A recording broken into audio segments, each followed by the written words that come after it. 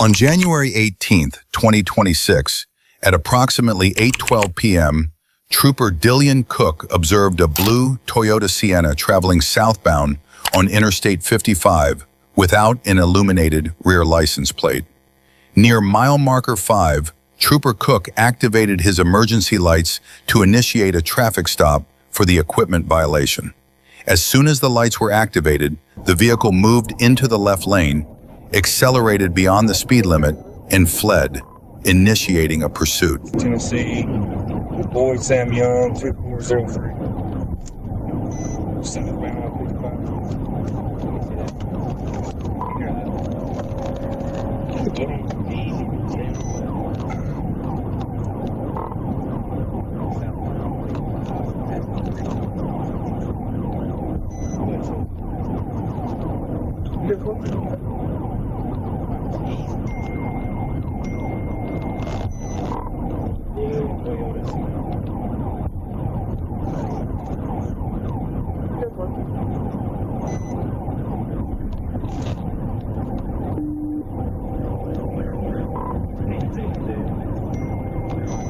Down this hill, yeah. Make sure you're good.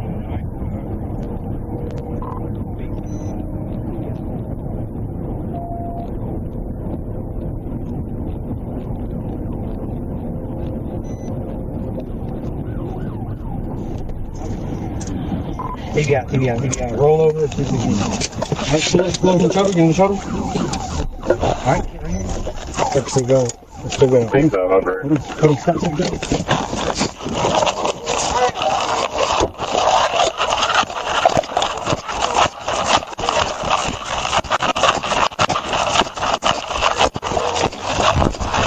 After a pit maneuver, the vehicle veered off the roadway to the right and became stuck in a roadside ditch. Once the vehicle came to rest, two Hispanic males exited from the driver's seat and front passenger seat and fled south on foot, but were apprehended nearby. The driver was identified as Victoriano Celez. At the time of arrest, Celez had bloodshot, watery eyes, slurred speech, and a strong odor of alcohol on his breath. A search of the vehicle revealed numerous opened alcoholic beverage containers throughout the interior, including multiple bottles of Modelo and Bud Light located in several seating areas.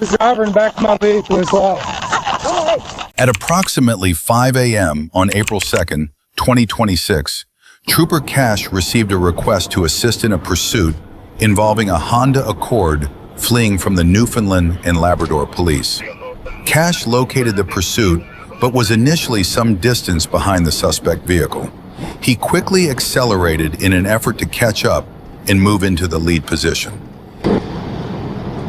13, northbound, on Pike, these are 90, Pike traffic.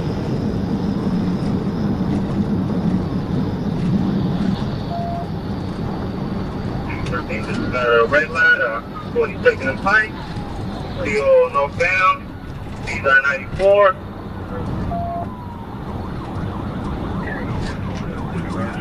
Take them up.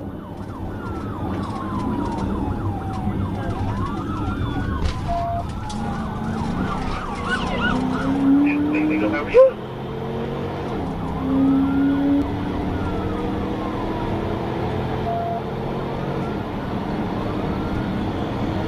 Take right behind the dick. Well, I'm a little fast.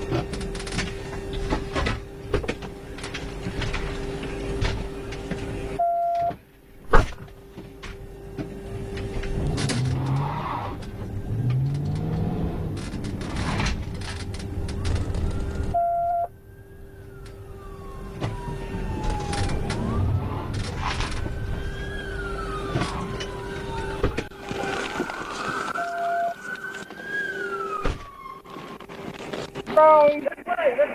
Broad towards the officer to your right. To your right. Keep your hands up. Keep your hands up as the guy... A pit maneuver caused the suspect vehicle to strike a utility pole and crash through a nearby residential fence. Both the driver and passenger then complied with officers and were taken into custody. After the video was posted, a humorous comment gained attention. Nothing like being sound asleep on a weeknight when suddenly you hear a police battalion out front, dogs barking, helicopter buzzing overhead, drones whirring, and you look outside to see a guy waddling around with his pants down, hands in the air. Just another night in Little Rock. Have you ever experienced something like that? At approximately 2:40 p.m. on March 8, 2026, Trooper Weiss Jr. was on patrol when he observed an older gray vehicle traveling ahead of him. A license plate check revealed the vehicle did not have valid insurance. As Weiss followed and attempted to initiate a traffic stop, the driver chose to flee.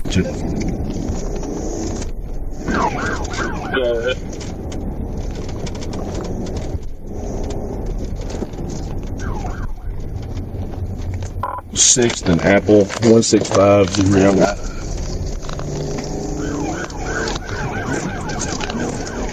Stand by.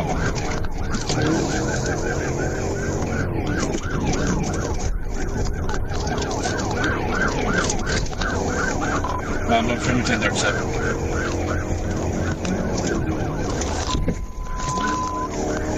Just where the stop sign is hit.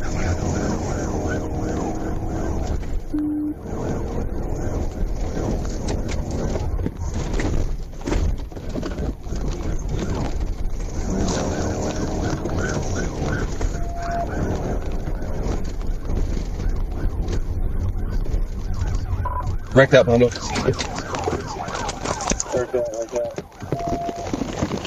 Let me see your head! Get on the ground! Get on the ground! Get on the ground! Following a crash and a brief foot pursuit, the driver was taken into custody. Authorities stated the incident began after a routine license plate check showed the vehicle had no valid insurance. The suspect later admitted he fled because he believed he had a warrant for a minor offense. Had he stopped from the start, the situation likely would have ended far differently. A misdemeanor warrant. Yes, sir. So you probably wouldn't even go to jail for that, dude. Around 10:42 p.m. on December 12, 2025, Sergeant Permenter was traveling northbound on Interstate 57 near mile marker 2 when he observed a silver Chevrolet Silverado in the right lane with its left turn signal activated. The driver, later identified as Timothy Piggy, drove onto the right shoulder before moving back into the right lane. Sergeant Permenter accelerated to pull in behind the Silverado. White arrow.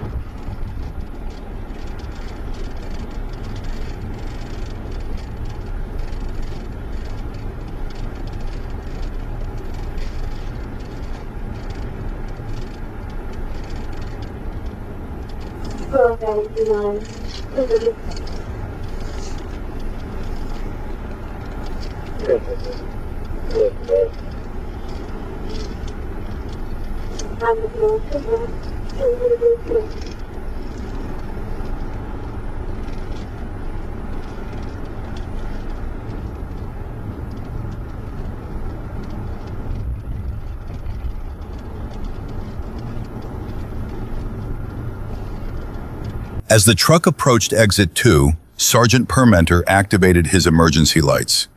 Piggy continued past the exit and through a wide shoulder area. Permenter then activated his siren. Piggy slowed to about 35 miles per hour but did not stop, continuing to drive while failing to maintain a single lane.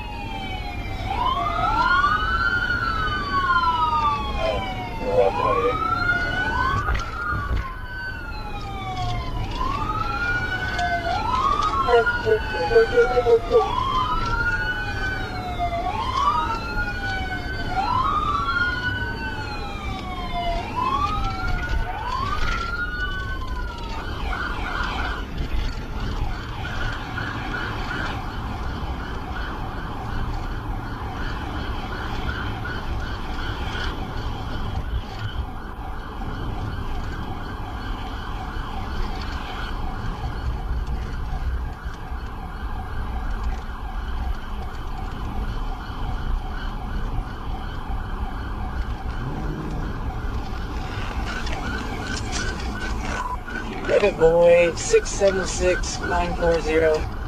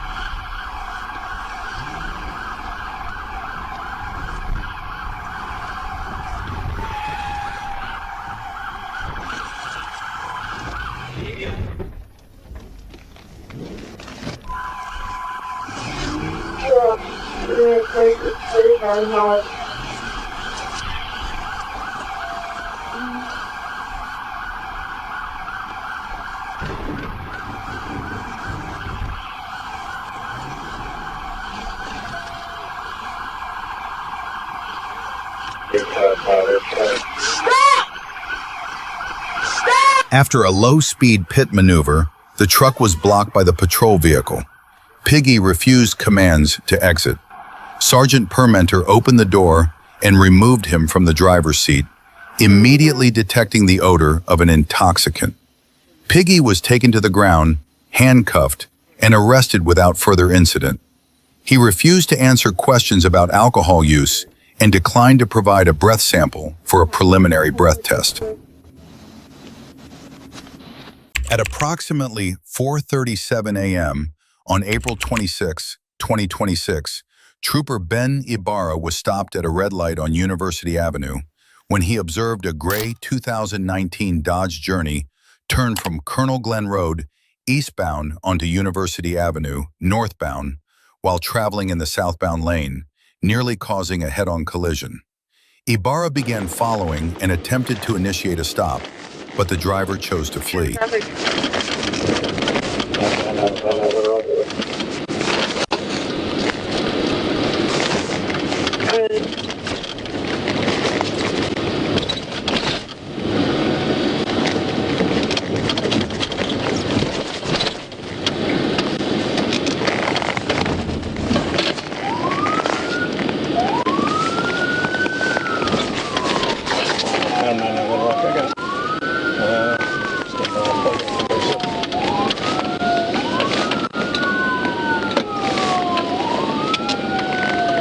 University and Colonel Glen, it might be coming to a stop. We're going the wrong way on the roads here.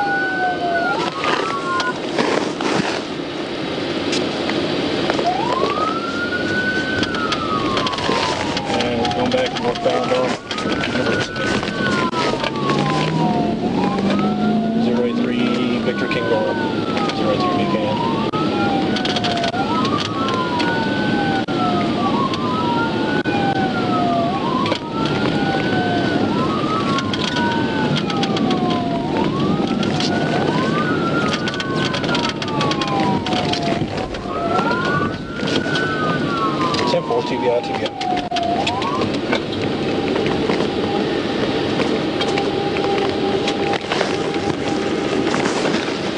TBI, UALR. They still roll a little bit, but he's missing a wheel.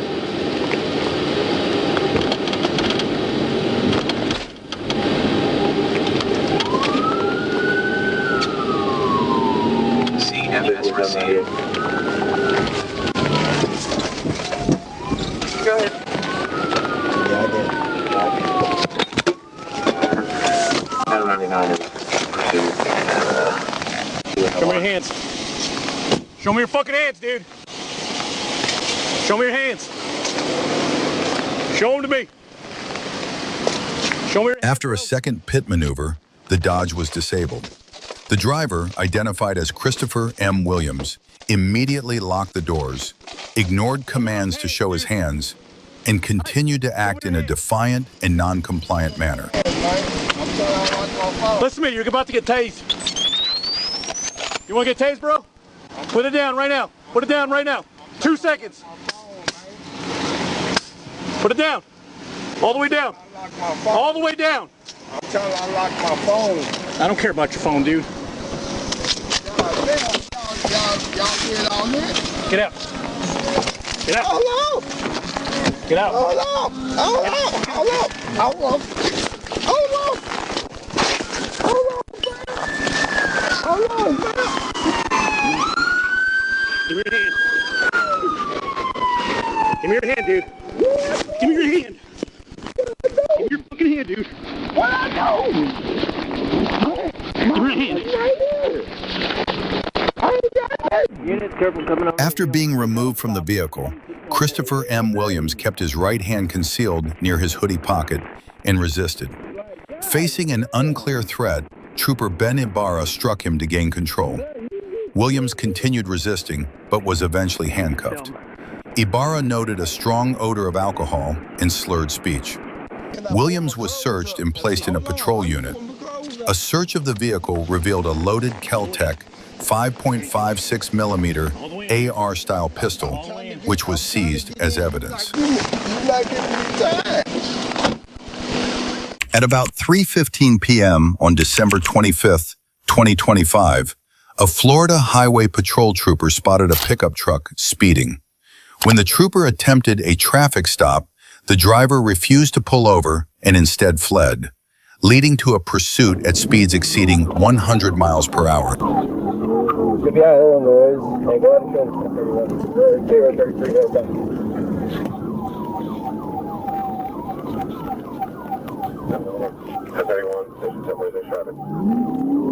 We're back I-4, westbound, number 38. Number westbound 38. What's the traffic? What's the speed? Speeds are 80, traffic lights.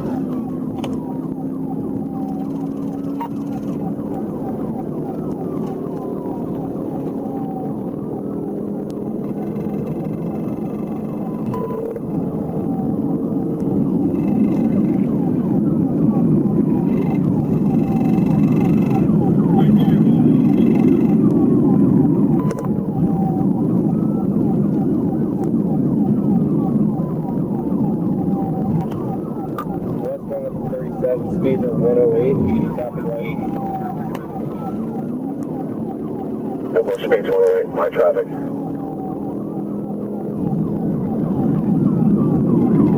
During the pursuit, the pickup driver maintained speeds between 100 and 120 miles per hour, weaving recklessly through traffic. Seeing the danger to the public, the pursuing trooper decided to attempt a pit maneuver to bring the chase to an early end. To be a white female, long hair, and a bunch.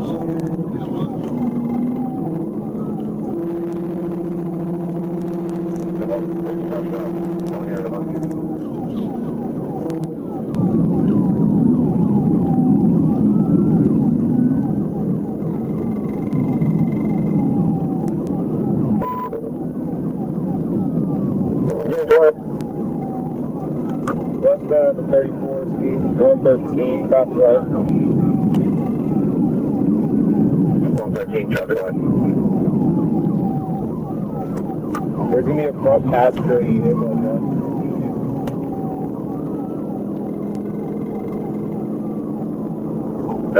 So that's there as well.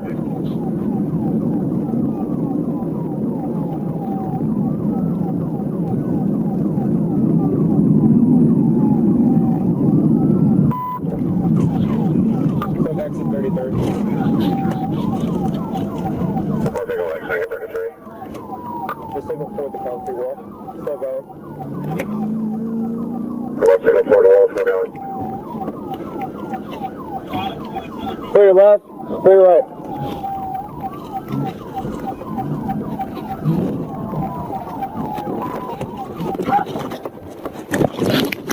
Let me see your fucking hands! Let me see your fucking hands! Matt, go on the ground! On the fucking ground! I'm sorry. I'm on the ground. I'm on the ground. I'm on the ground. On the fucking ground! I'm sorry. Let me see your fucking hands! He wanted me to stop. I'm sorry. The vehicle stop. I'm sorry. Got one at gunpoint and one on the ground. Listen, officer, please. Hey, stay on the ground! Sorry. Stop and grease. No! Sit! No, I'm sorry. Please stop. Please stop. Please, listen. Listen, I'm trying to talk to you. Please. I'm trying to talk to you. I'm trying to talk to you. I'm trying to talk to you. Please. After the pit maneuver, the driver briefly resisted but was eventually taken into custody without further incident. During a search of the vehicle, officers recovered a burned glass pipe and several handheld torches, which were collected for further examination. The driver was medically evaluated and later transported to the Polk County Jail. At around 10 a.m. on October 17, 2024, Missouri State Highway Patrol received multiple 911 calls reporting a black 2021 Chevy Traverse driving recklessly on Interstate 44, speeding, weaving into oncoming lanes, forcing other vehicles off the road, and at times even traveling the wrong way. Several callers also reported what appeared to be a physical altercation taking place inside the vehicle. At 10:19 a.m., Trooper Townsend located the SUV racing down the interstate at speeds exceeding 110 miles per hour, swerving dangerously and narrowly avoiding multiple collisions. And when emergency lights were activated, the driver, identified as Crystal Courtright, accelerated to 132 miles per hour and continued fleeing for nearly 17 miles. Non-emergency traffic, looking at me the first big one around 210. 210.2, that's still fighting. 76 miles an hour.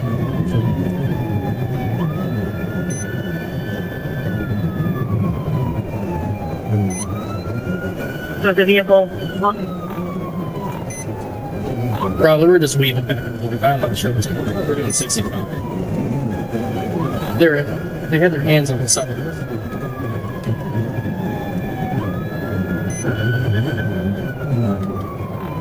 209.6, 65 miles per hour. Right lane, light traffic. Alright, now we're in the left lane. Speed back up to 90. Light traffic.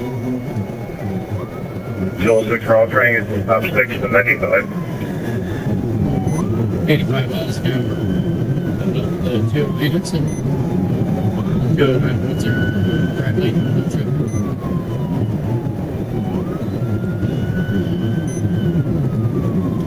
Did you get a readback?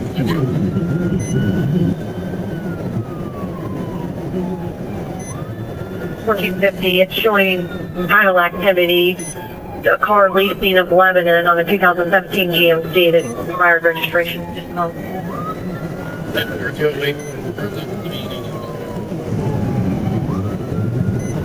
Light traffic, there's still people anything in the lane.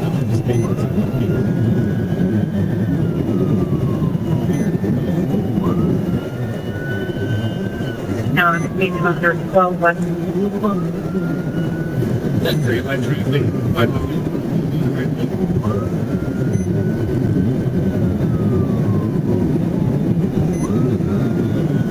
Joel 6 for all the vehicle description. Actually, so.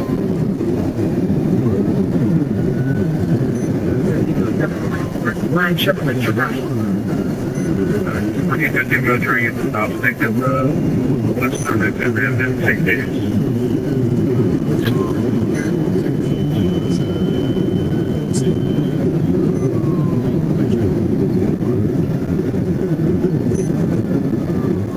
Westbound 250.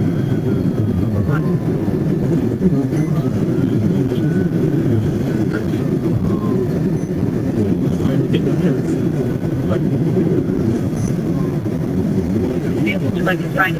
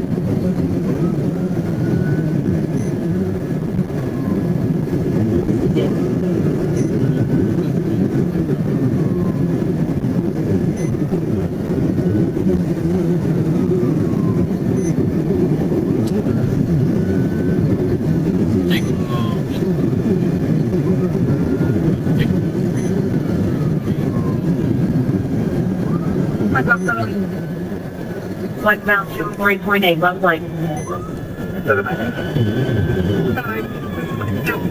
A better description, we have American flag underneath the license plate, and you're also going to have a sticker.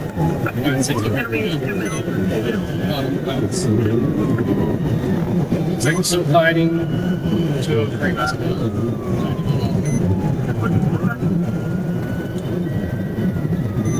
In the minutes that followed, the pursuit continued at sustained speeds above 100 miles per hour, and with traffic at moderate levels, attempting a pit maneuver was deemed too dangerous. At that point, the only viable option for troopers was to stay with the vehicle and try to gradually slow it down while support units moved into position and prepared spike strips ahead. 202.4 westbound left lane to St. James is set up under the overpass of the 195 is fine.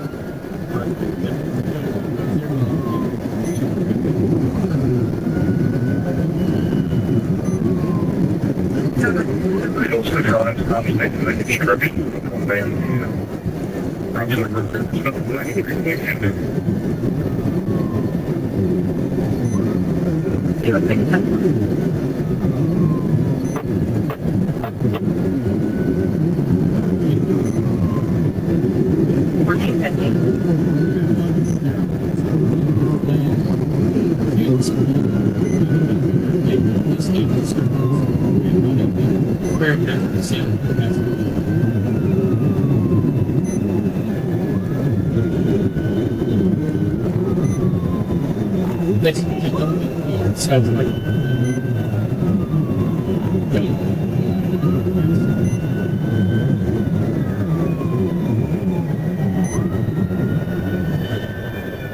Westbound 199 overbound. lane, like traffic. It was messy.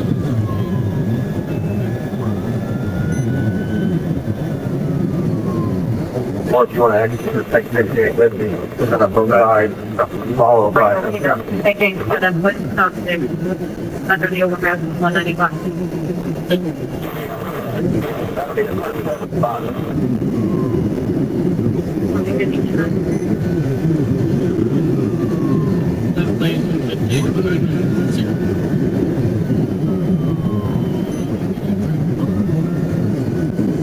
Westbound under 199 left lane.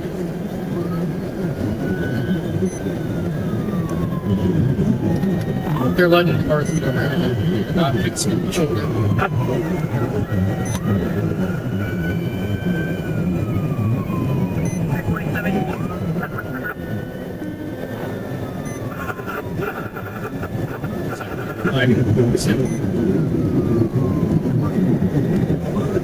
Roll, Not even on the button.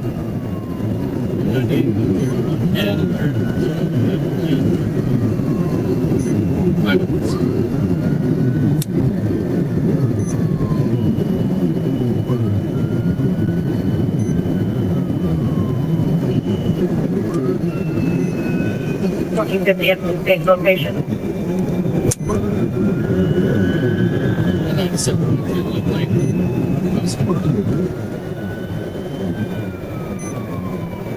Westbound 197.2, left lane, 100 miles per hour.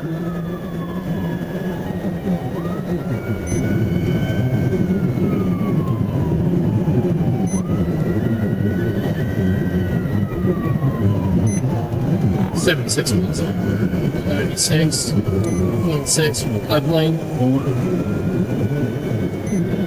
Westbound 196.6, left lane.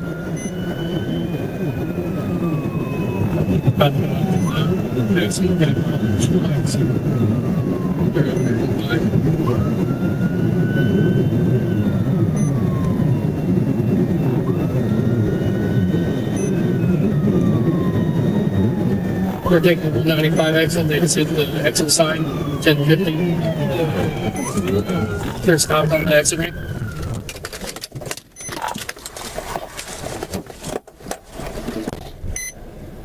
At the westbound exit 195, the driver lost control and slammed into a highway sign, damaging the SUV and bringing the pursuit to an end. Officers removed the woman from the vehicle and placed her under arrest. During questioning, she made disjointed statements, claiming she was saving the souls of children and fleeing to free all the spirits, later admitting to using marijuana earlier that morning, while officers also located several empty prescription pill bottles inside the vehicle.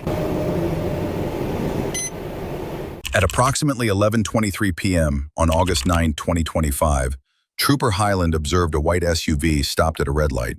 He followed the vehicle for a short distance to run its license plate, which came back as expired. Trooper Highland then activated his emergency lights to initiate a traffic stop. At first, the driver complied and pulled over to the shoulder.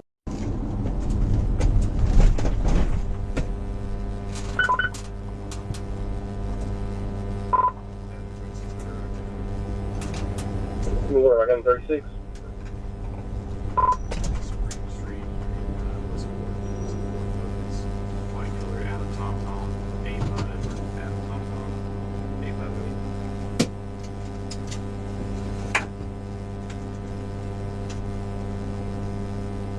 Show 72 expired October 24, insurance unconfirmed.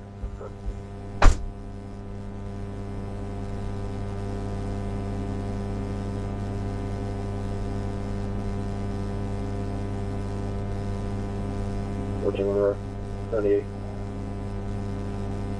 We're rocking a 1410 for 1125.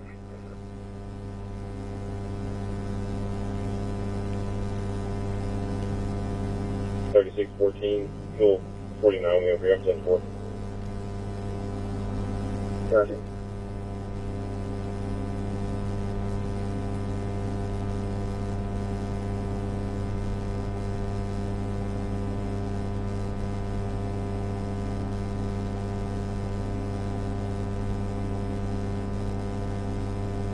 As Trooper Highland approached the SUV, he observed 4 occupants inside, including the driver.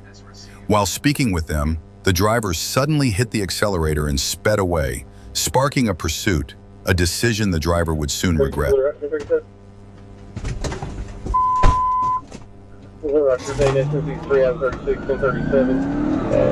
South Spring, West 4.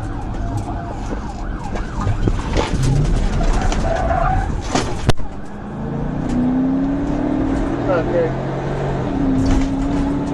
And there we go, car. Here we go on the eastbound. 4th Street.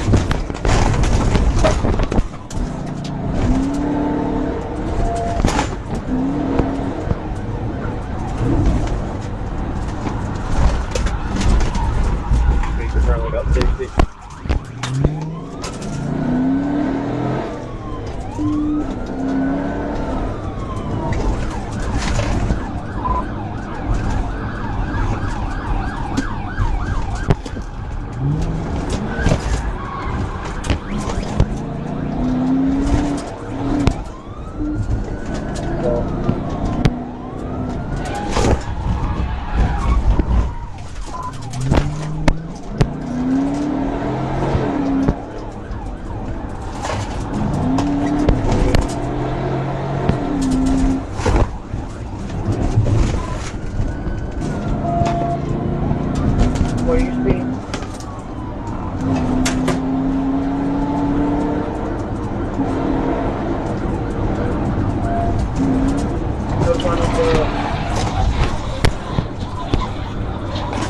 After the first pit attempt was unsuccessful, Trooper Hyland tried again once traffic cleared.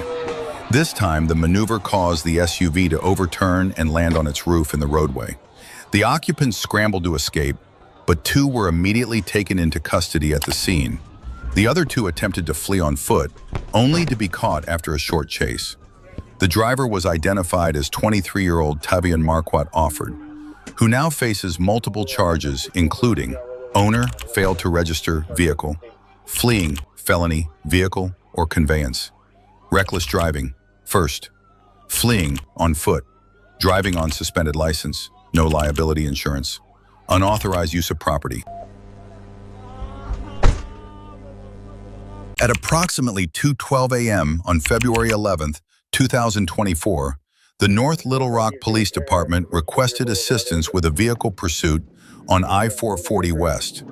Trooper Cass responded from Interstate 30 East near mile marker 131 and assumed primary position in the pursuit on Interstate 440 near mile marker 1. There he is. He's swerving all over the place. They look like they're about to hit her. Speed 36, no traffic. Get up, get up, get up, get up. Push it forward, good. State's got TVI. Appears to have been successful. Felony takedown. Alright, don't get up in their way. Don't get up in their way. The driver immediately exited the vehicle, walked to the concrete barrier, looked over the edge, and then suddenly jumped. The drop was approximately 50 feet. After impact, the driver was unable to stand. Trooper Cass requested medical assistance while Corporal B. Ibarra approached and attempted to render aid. The driver was transported to UAMS, where Dr. Melissa Kest pronounced him deceased at 2:57 hours.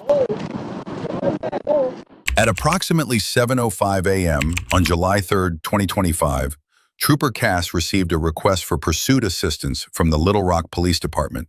He quickly positioned himself to engage and soon located the suspect vehicle, a white Ford Fusion. Trooper Cass joined the pursuit and took the lead in attempting to stop the fleeing car. 6:30, passing the 2B.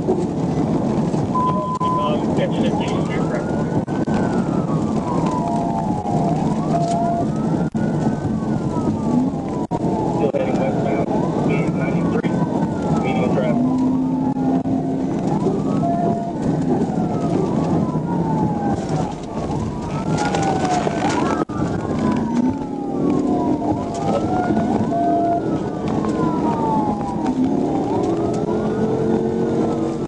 Still heading westbound, coming up on exit 3, speed 84, medium traffic.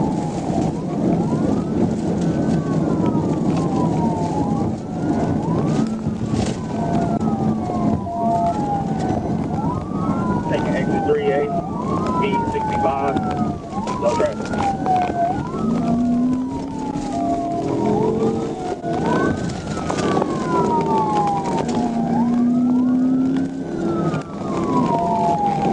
After just over a minute into the pursuit, Trooper Cass closed in on the suspect vehicle and executed a pit maneuver, causing the car to spin clockwise. However, the maneuver was not enough to bring the vehicle to a complete stop, and the suspect continued fleeing in the opposite direction. TBI was unsuccessful. Wood Road, now, AFC, TBI.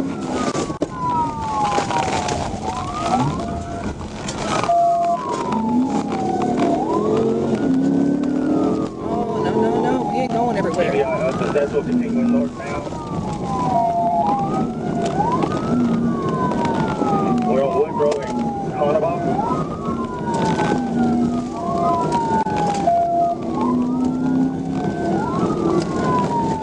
Carnival Little and northbound, speed 60.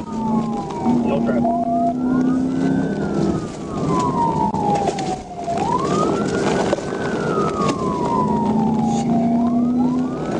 Stop.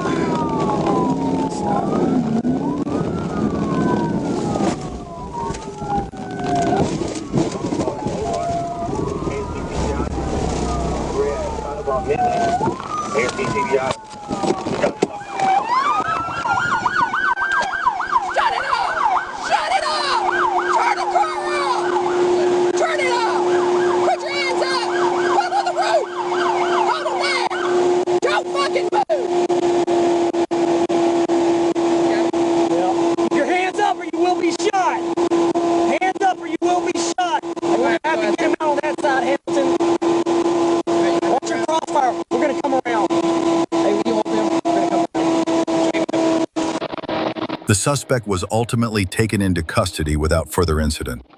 Given Trooper Cass's firm and decisive response throughout the encounter, it is unlikely the driver will attempt such behavior again, at least not when faced with her patrol vehicle.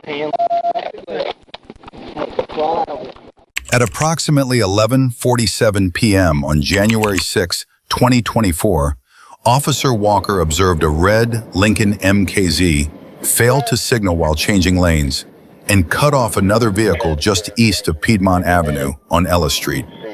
The vehicle then merged onto I-75/85 southbound and continued making multiple lane changes without signaling, including crossing a gore area while merging onto I-20 eastbound.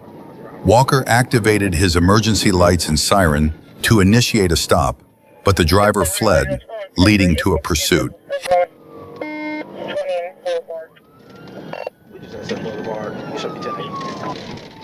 Just on the red light, clear there. 705, I'm behind a PD unit 1080, getting off on, stand by, getting back on 20 West, 20 West. It's Capital's 1080. I'm taking the primary, 20 West, back around the Hill Street.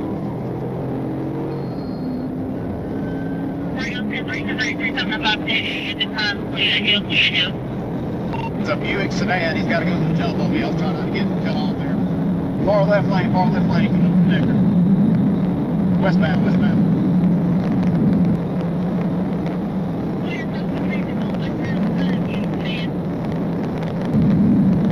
Freeland being here, coming up with the connector. Stand by.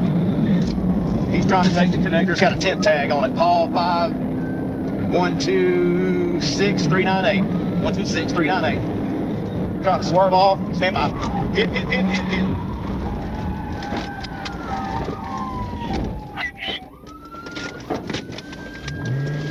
Taking off again, Atlanta. Taking off again.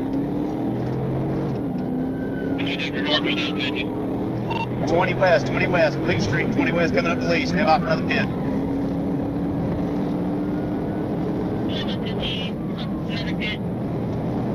Coming up to Lee. He's trying to avoid the pit. Too much traffic. Stand by. That unit coming up behind you. Stand by.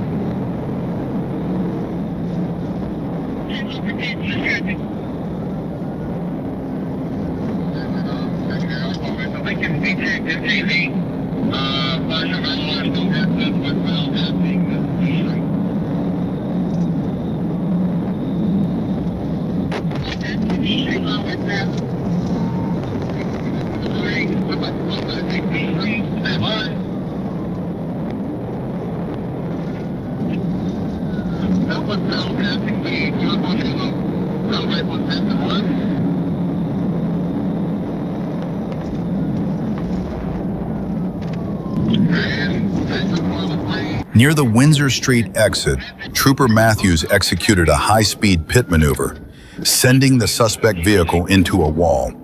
However, the driver regained control and continued fleeing.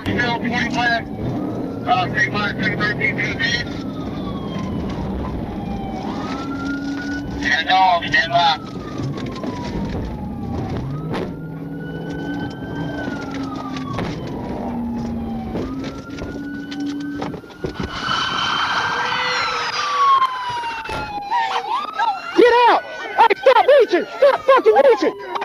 Get out! Hey! Get the fuck out! Get the fuck out! Please! Get the fuck out!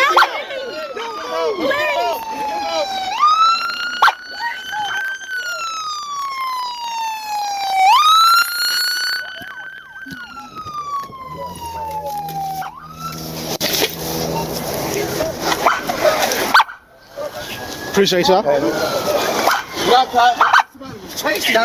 They were! You gotta pull over! After a pit maneuver, the driver, Nathan Hill, born 1998, was taken into custody.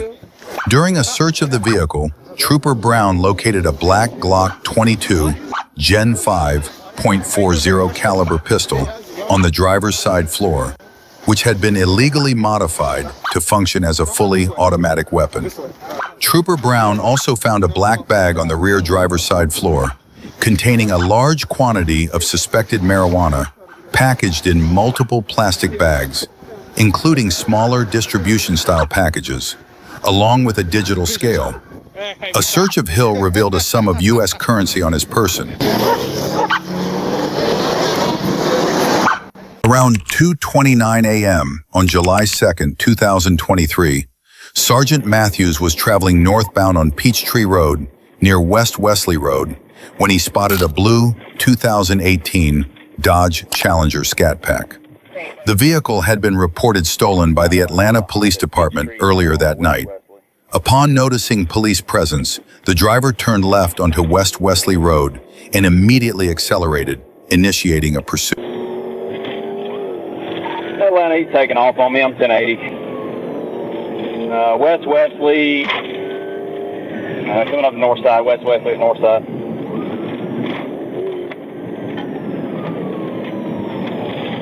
Go ahead.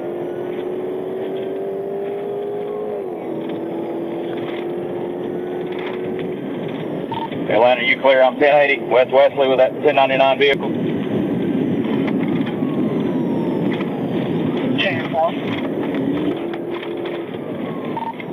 We're coming up the north side. Coming up the north side.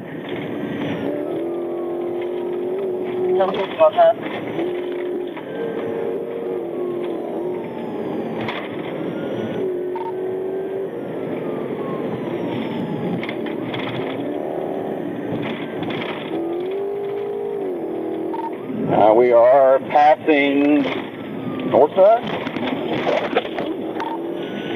He's losing it. Stand by. All right, he got it back.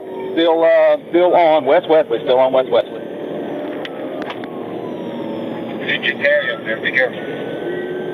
We're good. Coming up to the interstate here in a second, Atlanta.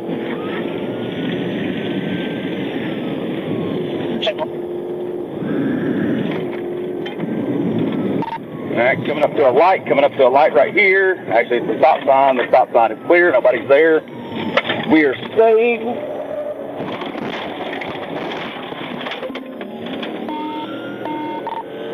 All right, both of us just went off-road for a minute, but we're good.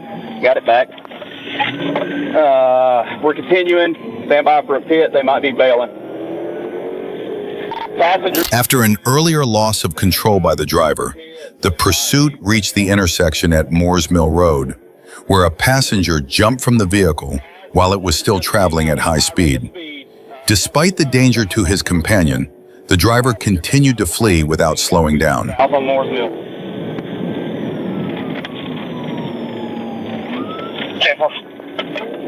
Get somebody to him, 1018. This Challenger's not going to last much longer, I don't think.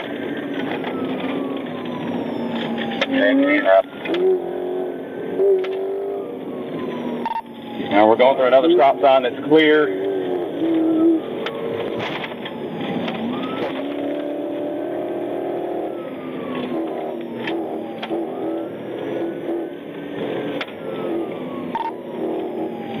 Coming up to another stop sign. We're still on Moores Mill, Atlanta. Still on Moores Mill.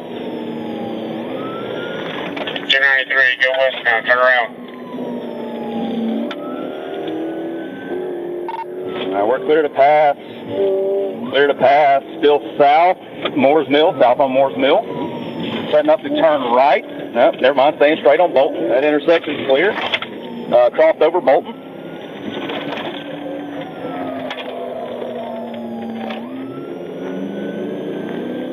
We turn right on Marietta, right on Marietta.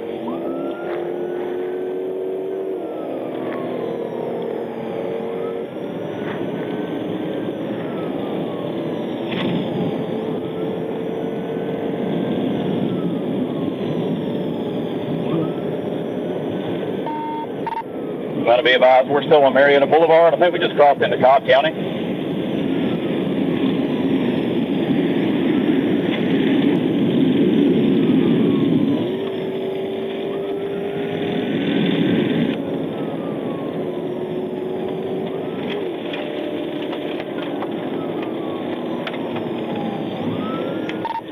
Still on South Atlanta Road now, South Atlanta Road.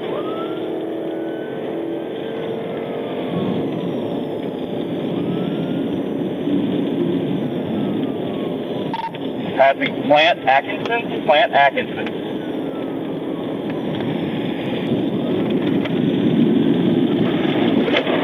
As the suspect turned west onto Marietta Boulevard, the pursuit entered Cobb County. The front right tire had already blown out from an earlier impact. Trooper Matthews attempted a pit maneuver, but was unsuccessful. Even with one tire gone, the suspect continued fleeing at high speed.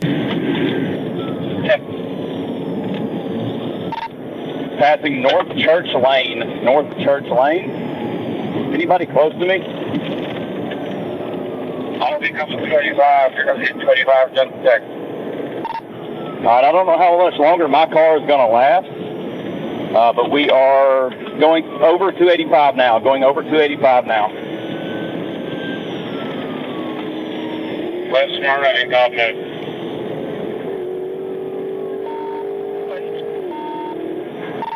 He's giving it all she's got on 3 wheels here, so stand by. He might 1050. Ooh, we barely missed it. Still going. Oh, stand by. He keeps trying to turn, he can't do it. So we're staying on Atlanta Road. So now we're northbound on Atlanta Road. Whoever get here as quick as you can and try to take over. I don't know if my car is going to make it.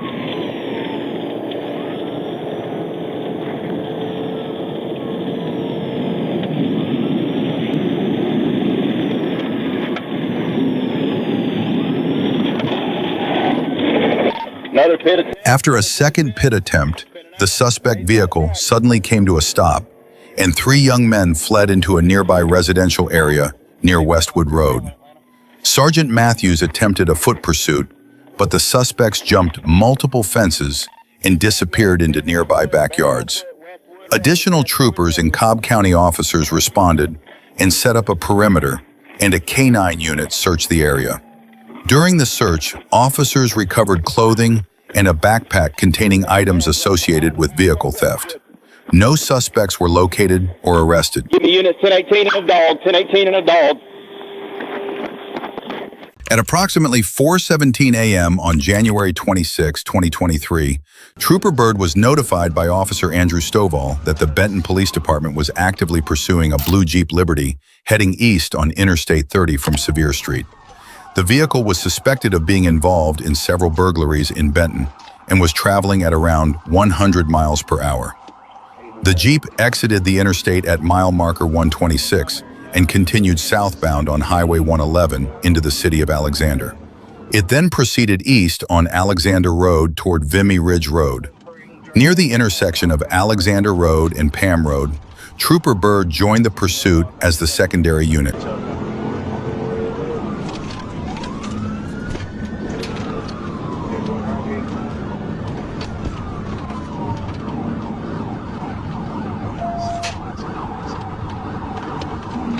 That's the primary.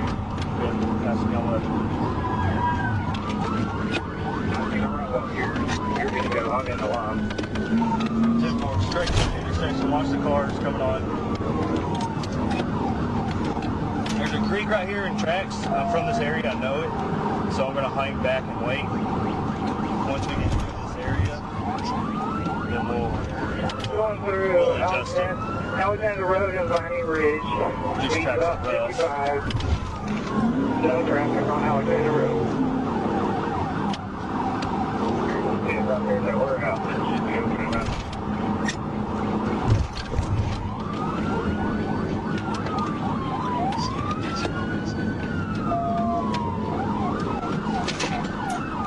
So he's going to try to turn. We're not going to let him get in there.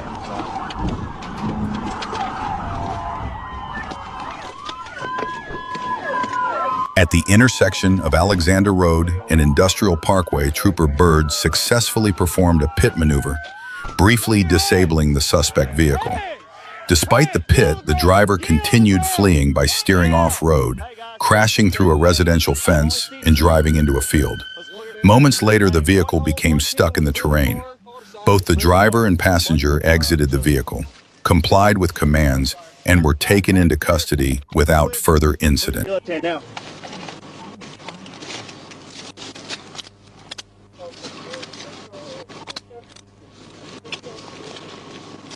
Roll over. At approximately 6:30 p.m. on November 11th, 2023, Officer Josh Middleton of the Hazen Police Department observed a 2006 Dodge Charger commit a traffic violation. He attempted a stop near a stop sign, and it initially appeared the encounter would end with a citation.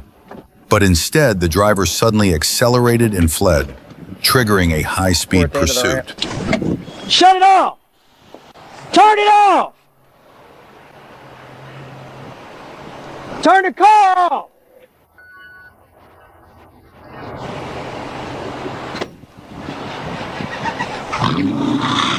Turn it off! He's running. He took a left. We're going over the overpass.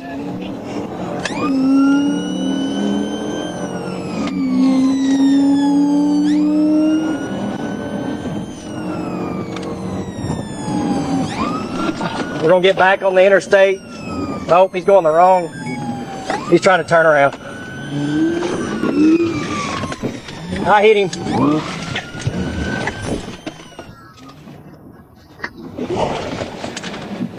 Y'all come on, we're on the eastbound ramp.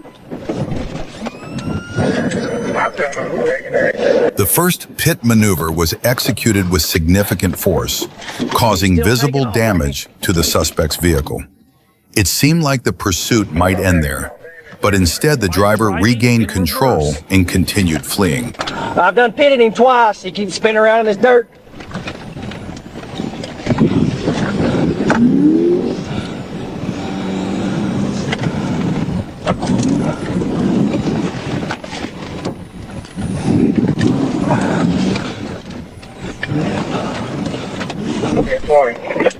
We're right here. We keep hitting. Come on.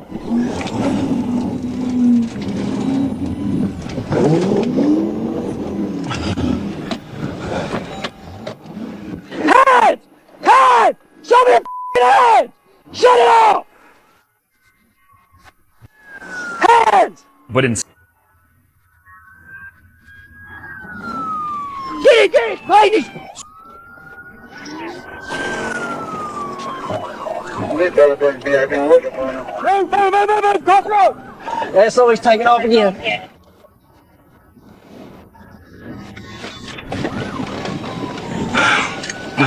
Clayton, I can't see. Yeah, so we're going back across overpass. Passing Loves. He's got rear end, looks like loose. He's going to lose it here in a minute. Clayton, come around me. Come on. Around.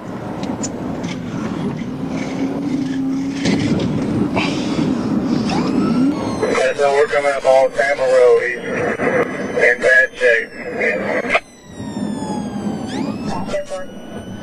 Cookie, let me around you. I've already got damage from him hitting me. Whoever's coming at us, watch him. He's already hit me twice. Get boy, I got a bike set up right here. All right, Clayton, back off. Take cover, take cover.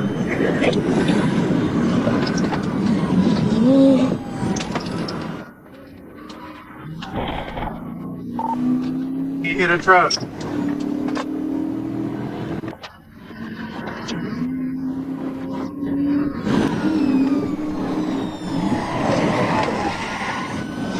Go on, dog. Take him out now. I'm on the phone with him. After about 4 minutes of pursuit involving multiple units, the Dodge was finally disabled. The driver, Delvin Sally, was taken into custody. Sally later told officers he fled because he had gotten away in the past, but not this time. A search of the vehicle revealed about 2 pounds of marijuana, likely the reason he chose to run. Will I be able to get out tonight? No, hell no. At approximately 10:47 p.m. on May 1st, 2024, a Kentucky state trooper observed a red Chevrolet Corvette traveling at 105 miles per hour on Interstate 69 near Draftonville. The trooper attempted to catch up to initiate a traffic stop, but the driver refused to stop and instead fled, triggering a high-speed pursuit.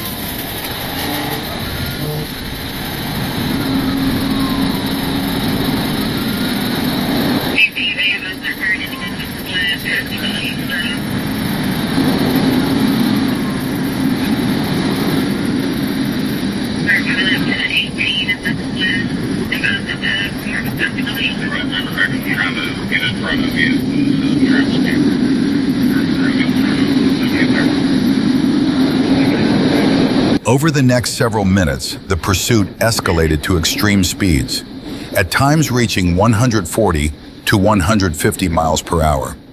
Despite efforts to keep pace, the trooper was only able to observe the Corvette from a distance as it continued fleeing at high speed.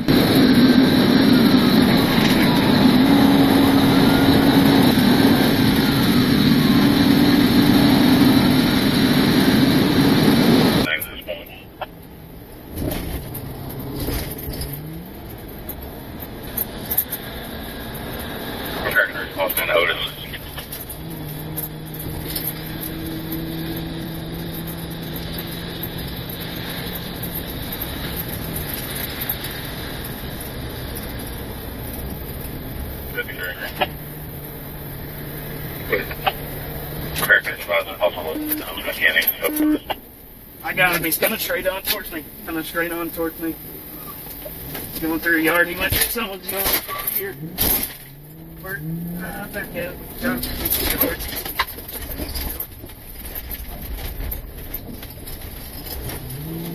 We're back on.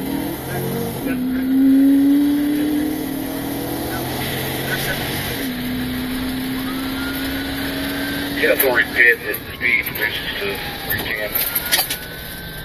Turn in onto Custis. Turn it on to Custis. There is no outlet here. Your free station, thank you.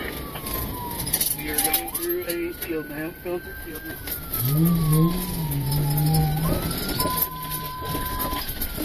It's supposed to be 10-3, supposed to be 10-3. After about 17 minutes, the driver veered off the roadway into a wooded area where the Corvette became stuck. The driver, identified as Otis McKinney, 29, was taken into custody and charged in both Marshall and McCracken counties with reckless driving, wanton endangerment, fleeing and evading police, and criminal mischief. During the arrest, McKinney appeared agitated and repeatedly asked officers to take him straight to jail.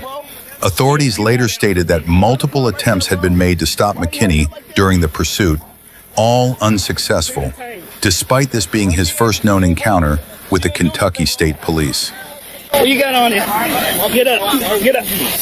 Get up. At about 5:23 p.m. on February 7th, 2025, in DeLeon Springs, Officers intercepted a fugitive from Lake County, wanted on charges of aggravated assault with a deadly weapon. The suspect, 40-year-old Randolph Brown, had also previously fled from Volusia Sheriff's Office deputies. Despite being blocked in by a patrol vehicle and repeatedly ordered to exit, Brown refused to comply. Hands up or you will get shot. Keep your hands up. Keep your hands up. Keep your hands up to where I can see them. Hands on the wheel. Hands on the wheel. Get out. Get out of the car. Get out of the car. Get out of the car. Watch out, Barry. Watch out, Barry.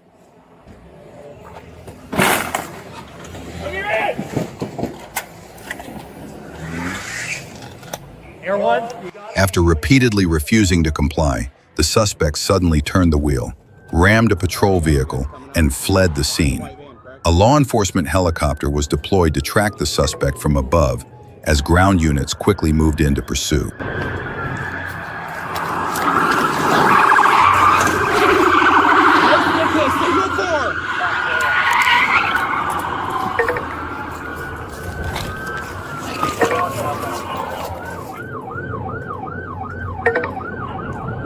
Hey, Brett, he was reaching towards that center console.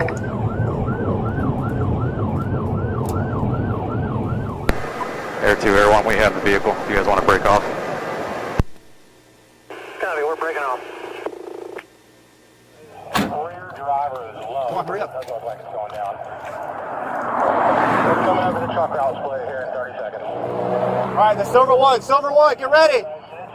Hey, we got 6. Ready, 1. Get ready. Get ready, buddy. This is you. Watch out, watch out. Hey. All right, get the stick. Okay, I don't want any units going the wrong way. I don't want 100 units behind this. Just keep K9 and 2 units. Everybody else hang back. Which road? Alright. Just passing Robin Hood. Alright, he's passing the Culvers. We're coming up to 92 now. Moderate traffic, heavy traffic. Cutting over to the eastbound lanes, turn lanes, going into opposing traffic, and continuing southbound Woodland through 92. Going southbound and northbound lanes. Alright guys, let's back off, give it some space, let Air 1 call it. I don't want to keep pushing him any harder.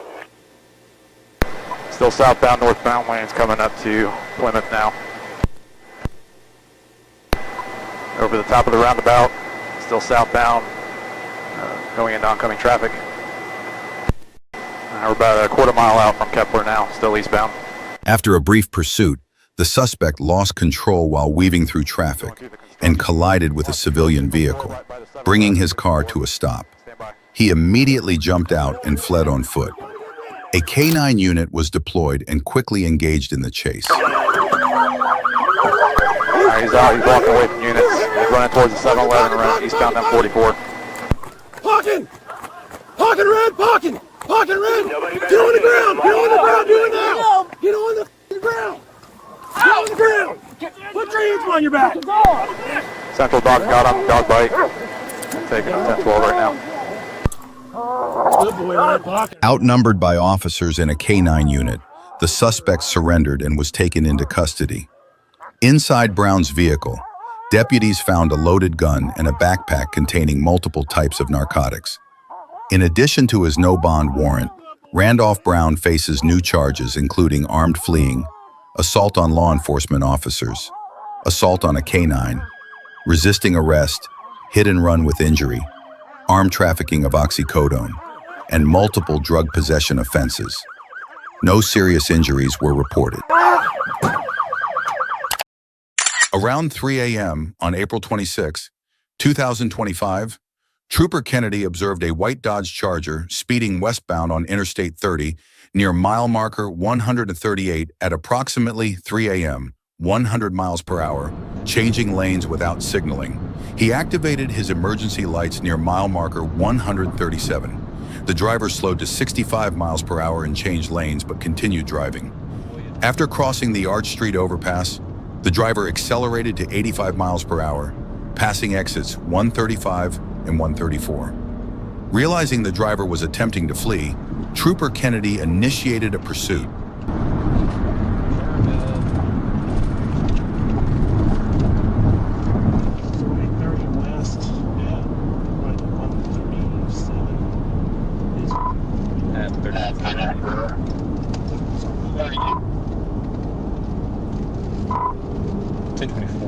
West at the 131. 137. Correction, 137. Boy, Edward Union. 8-1 Henry. Boy, Edward Union. 8-1 Henry. It's a white Charger.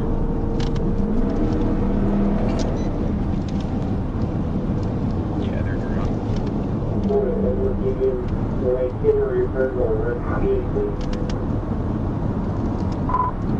It's going to be 8-1 Henry. Boy, Edward Union. 8-1 Henry.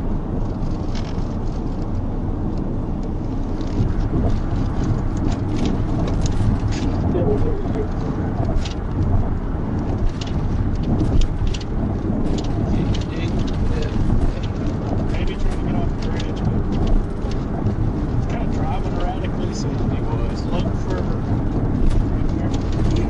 impairment, looking for eyes, some stuff.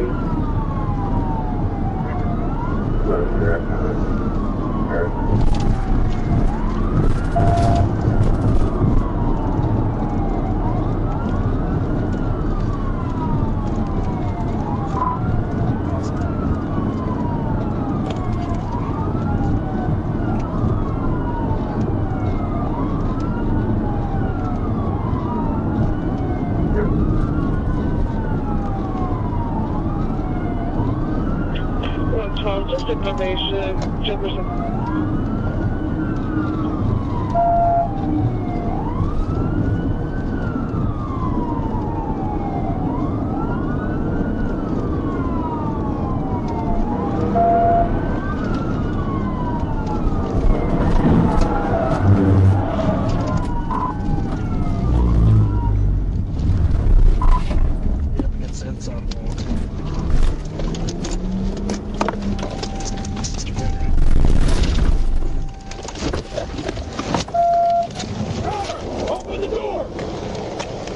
Open the door!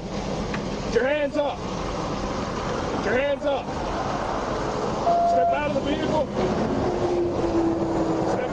Step out of the vehicle! Step out of the vehicle!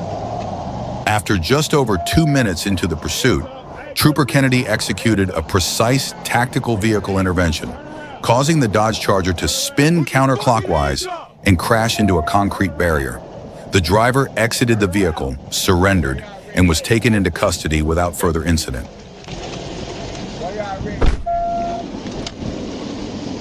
At approximately 10:20 p.m. on March 31st, 2026, Sergeant Rome was traveling on Rogers Avenue near Massard Road when he observed 3 motorcycles turn westbound onto Rogers Avenue. One rider immediately accelerated at a high rate of speed. Rome activated his rear radar and recorded the rider traveling at 60 miles per hour in a 40 miles per hour zone. He then activated his emergency lights and turned around to initiate a stop. The 2 accompanying riders stopped, but the primary violator continued accelerating and began weaving through traffic.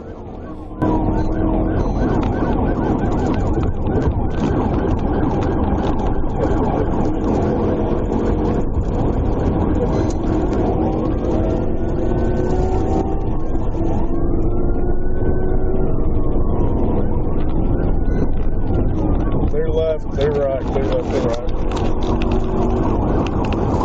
45 to 37.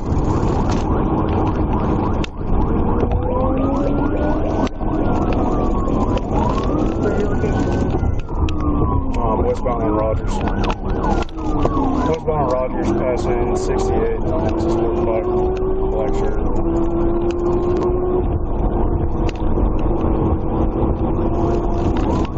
Speed's 100, right lane coming up to 540.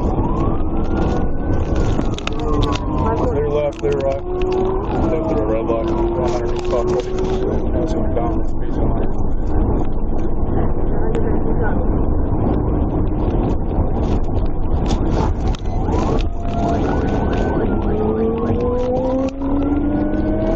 Coming up to Waldron. Driving pretty reckless. Coming up to another red light at Waldron. Blowing through the red light. They're stopping. Clear left, clear right, clear left, clear right. Passing this mall. Speed's 110. Traffic is light. Coming up to another red light. He's going through it. Clear my way.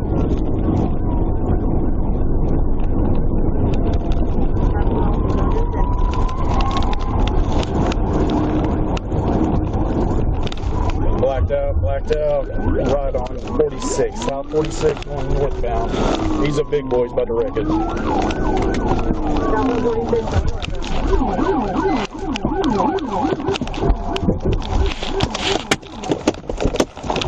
Hey, you better put your hands up right now. Hands up. Hands up. Put your hands up. After a minor collision with a patrol unit, the motorcycle went down. I've got him at gunpoint. The rider, identified as Jacob Robertson, complied with officers and was taken into custody without further incident. Had he stopped from the beginning, he likely would have received a citation and gone home instead. When you excelled at that speed, you committed a felony. Last guy. At approximately 2:11 p.m. on August 11th, 2022, the Atlanta Police Department Fugitive Unit requested assistance regarding the registered owner of a Nissan Maxima wanted for murder. Sergeant Gonzalez and Officer R. Youngblood located a vehicle matching the description. When Sergeant Gonzalez activated his emergency lights to initiate a traffic stop, the driver failed to comply and fled, prompting a vehicle pursuit.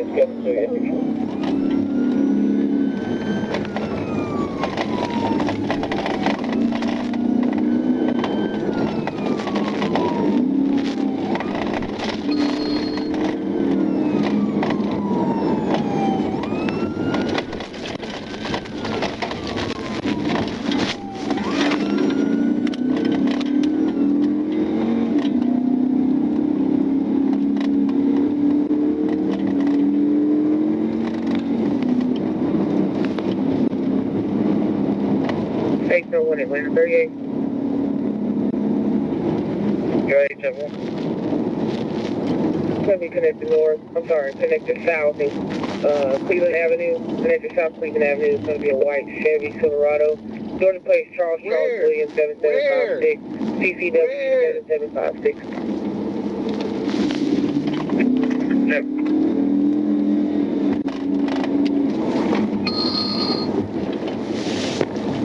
122. Apparently we passed it. Okay, you want to go back right? Access ramp right here, rolling. I think I see it up ahead. Atlanta, hold it 3.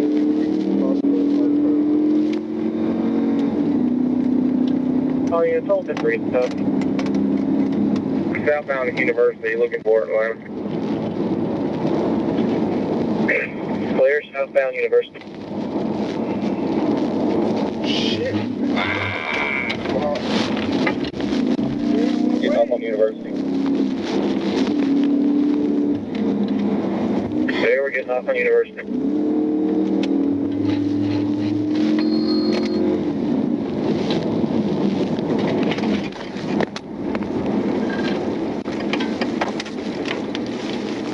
18, that's not it. CTT. I see it, it's up ahead.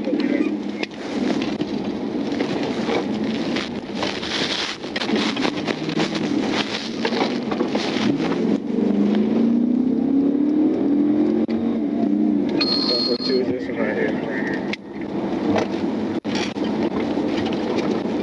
Point to Atlanta Metro Prior. University of Prior. We're behind it. Clear behind it, University of Prior. Hit 80, hit 80. After a successful pit, the Nissan spun out of traffic and stopped near trees and a metal fence. As Sergeant Gonzalez approached the driver's door, a gunshot was fired from inside the vehicle, with a bullet piercing the roof.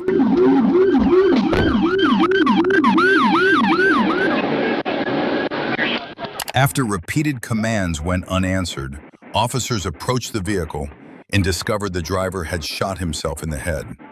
Sergeant Camerad secured a rifle from the driver's lap, while Sergeant Bullock removed the driver from the vehicle. Due to the severity of the injury, the driver was pronounced dead at the scene. He was identified as Maurice Bradley, who was wanted by the Atlanta Police Department on a murder charge. You got tape?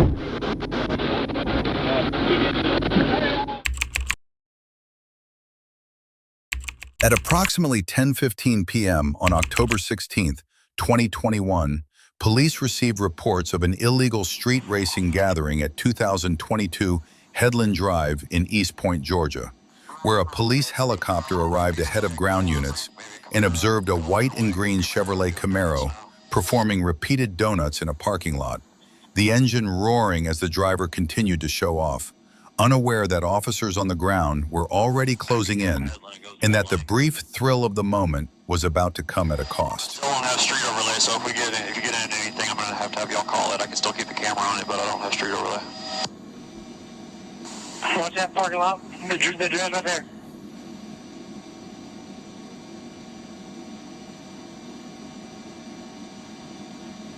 They're coming out right here, guys. They're splitting. They're splitting. That gold one's still doing donuts, though.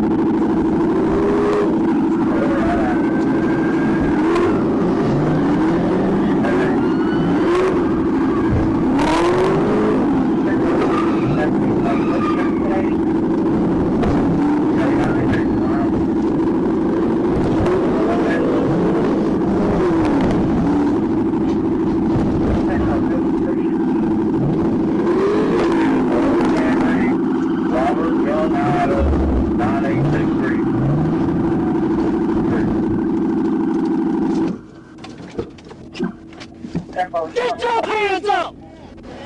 Go around. I thought he's not looking.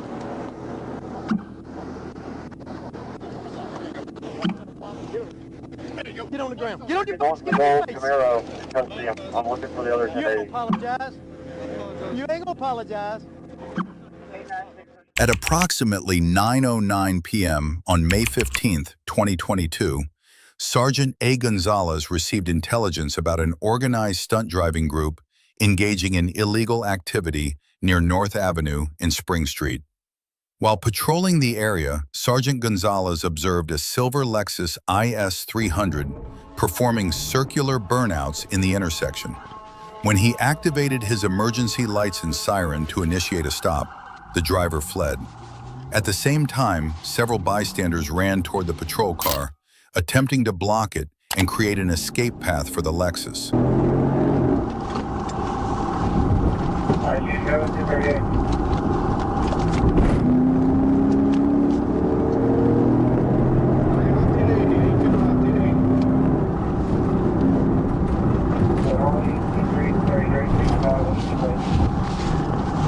Whatever's taking there, call it.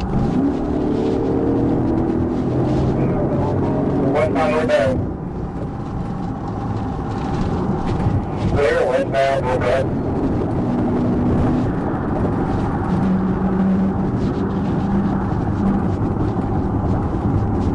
North side. Clear, half the north side drive. Go right, northbound, north side drive. 4, make a right, northbound, north side, south, 4 ahead. Good. Driving out of it. Watch it, make it up. Say it again, Atlanta. I got the dog.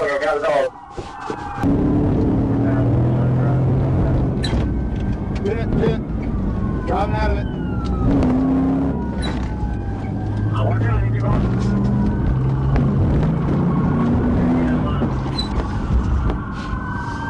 I got the dog. Despite their apparent driving skills, it was no match for Georgia State Patrol. All 3 occupants of the vehicle were taken into custody. The driver was identified as Yahir Alexander Vega, 21 years old. The 2 passengers were juveniles. Both passengers stated they were not involved in the stunt driving and said they repeatedly told Vega to stop and tried to prevent his actions, but he refused to comply. On July 10, 2025, Trooper Blaine Lucas was traveling south on Kerr Station Road when a motorcycle passed his patrol car. The passenger, later identified as Randy Weller Jr., looked back as if to alert the driver, Michael Zuber III, of the trooper's presence. Zuber then veered onto the right shoulder, seemingly to stop, but instead continued heading north.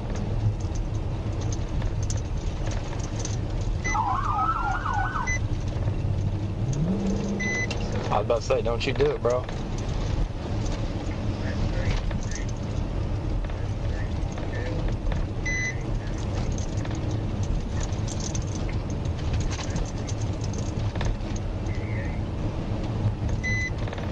Trooper Lucas activated his siren and briefly turned it off to get Zuber's attention. Zuber looked back and gestured that he would stop, but continued past the next intersection. When the siren was reactivated, Zuber again signaled to pull over, but kept going, swerving around a vehicle that had yielded. At that moment, Weller jumped off the motorcycle and ran toward the roadside. Zuber then accelerated and fled northbound on Kerr Station Road. 1037, what a rock.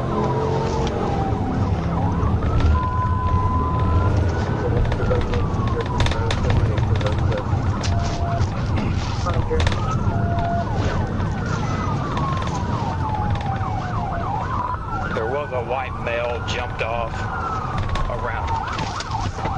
There was a white male jumped off around. While attempting a right turn onto South Adams Street, Zuber crossed into oncoming lanes, left the road, and crashed into a ditch. He lost control and the motorcycle slid out, throwing him onto his back. Trooper Lucas ordered him to roll over and took him into custody. Zuber admitted fleeing because he had a meth pipe. After placing Zuber in the patrol car, Trooper Lucas requested an ambulance. A glass pipe with burnt residue was found in Zuber's underwear. It accidentally fell and shattered when placed on the patrol car's roof, but the fragments were recovered and secured. Earnhardt Circle, close to Shaded Oaks. At approximately 10:15 p.m. on December 13, 2023, Montgomery County police officers attempted to stop a white Nissan Maxima near Bucknell Drive in Cambridge Park Court. The driver fled, prompting a pursuit, but officers soon lost sight of the vehicle. A perimeter was established, and the suspect was quickly located. For the second time, the Nissan fled, ramming a police vehicle before speeding off. Other officers immediately resumed the pursuit. The grass, we're back out towards Go. I just got 4 Lane 14, I'm gonna be behind him. Yeah, I need to on those helicopter. Left on the wrong way on University, and then we're back on the right way. And we are at University in Georgia. Right on to Georgia.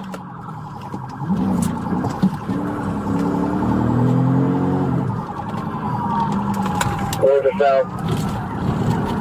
Northbound Georgia at Blue Ridge.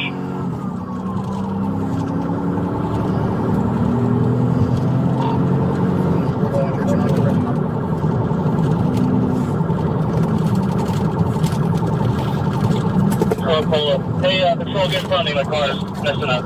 Funding, my car is messing up.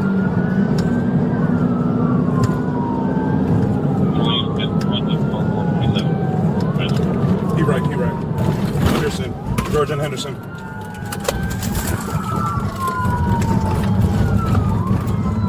The pursuit continued onto Georgia Avenue, with the suspect vehicle heading north for about 1.5 miles.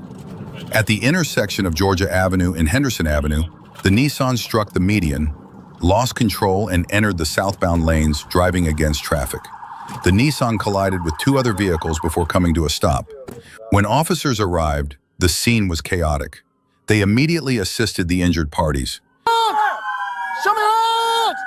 Show me your hands! Hey, get back.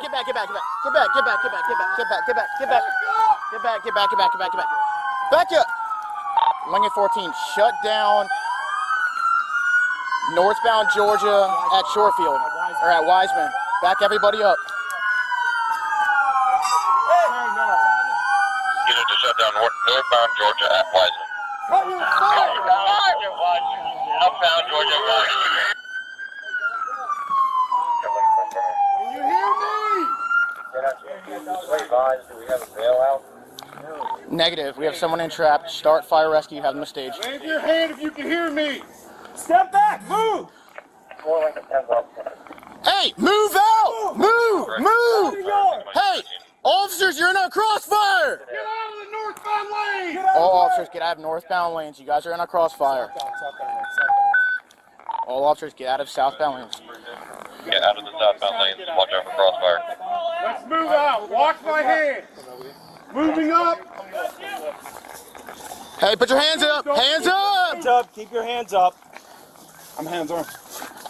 Okay, I'm with you. Hands up, hands up. I'm hands on. Go. One more. There's one more. Where's he at? Don't. If he has a back in there.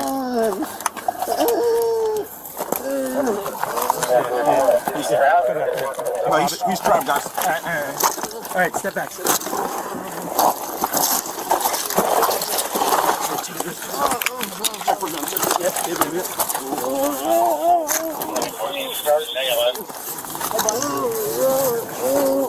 Hold them down. Restricted air base 2220.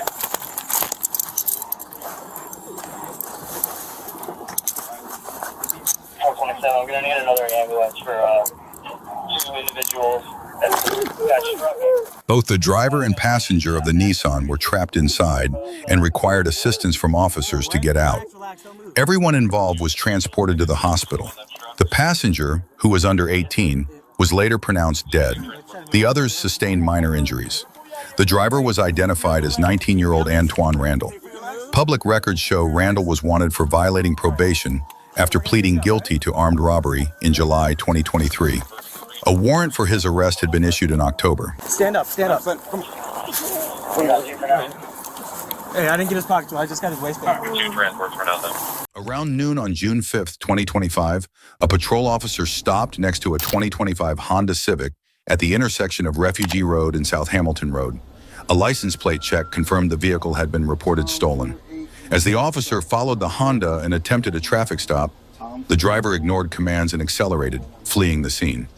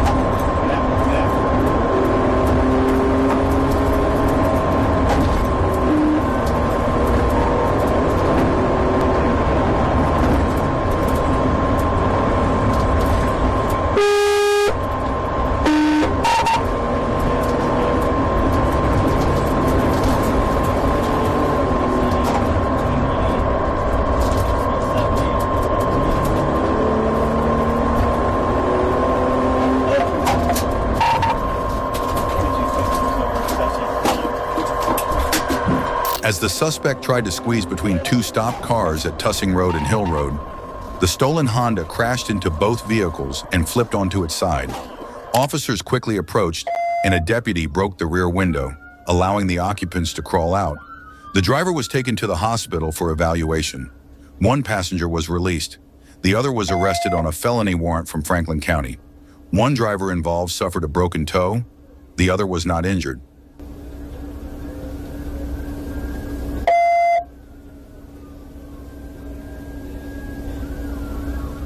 On June 5, 2025, officers with the Sandy Springs Police Department were conducting a routine business check at 1155 Mount Vernon Highway when they observed a red wide-body Dodge Challenger Scat Pack parked in the lot.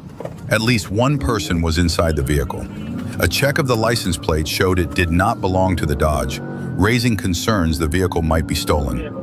Flock safety cameras later confirmed the same license plate was being used on two different vehicles, increasing suspicion of criminal activity. While officers continued investigating, a male got into the driver's seat and tried to leave. When officers initiated a traffic stop, the vehicle briefly pulled over before the driver suddenly fled, leading to a pursuit.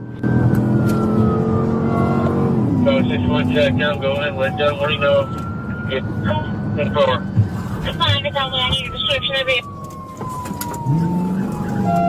It's red, white body Challenger. Don't call it, you're chasing it. Southbound on Ashford Dunwoody coming up to the, we're right in front of the mall right now. He's gonna have a flat tire.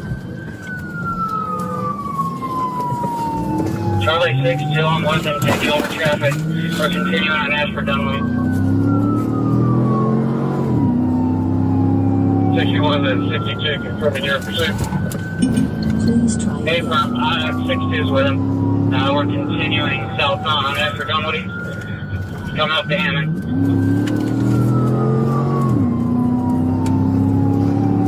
Taking to it. 62, who do you have with you? I got myself in 66. We're getting on to 285, westbound. Code 61 check down, go ahead and notify GSP, also let Cobb County know that we're going to be coming their way. In the 400 split, speeds 90, medium traffic.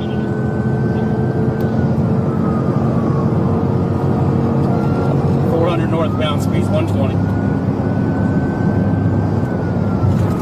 Let's get someone up in Northridge so we can get them up there quick enough. Notify Roswell as well. Northridge.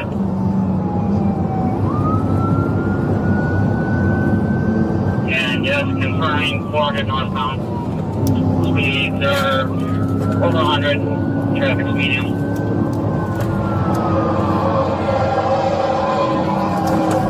Setting up for a pit. Go ahead, boys. I'm with you. Good pit, right before Avenue. God dang it, you got me. Put your hands up now! Put your hands up now! Put them up! Put them up! Move! Left hand on the door! Open it! Open it now! On GA 400 North near Hammond Drive, officers successfully performed a pit maneuver, causing the suspect's vehicle to crash into a concrete barrier before colliding with a police car and coming to a stop. The driver complied with officers and was taken into custody. The suspect was identified as Brandon Barton. He faces charges including affixing a license plate to conceal the identity of a vehicle, felony fleeing and eluding, reckless driving, felony theft by receiving, operating an unsafe vehicle, and possession of a Schedule II narcotic. Get out now! Yep, you got hands! Get out now! Get out! Hands up! Hands up! Hands on top of your head! Face away from me! Walk backwards! Walk backwards! Go ahead, Chase, take it. Back up to me! Back up to me! Back up! Face away from me! We got 2 occupants. Back up! Back up! Back up! Back up! Passenger, listen to me! At 11:20 a.m. On April 8, 2025, Chief Adrian Belcher and Trooper Johnson were notified that Dardanelle police were pursuing a Chevrolet S10 pickup truck after an equipment violation and reports of a passenger discarding suspected illegal substances. The pickup was heading south on Highway 7. As the pursuit continued, Ola police officers Terry Howell and Anthony Chronister deployed spike strips near Tucker Road and Highway 7. The deployment was successful, but the suspect pickup kept going toward the Ola city limits. Tires, a little bit flat.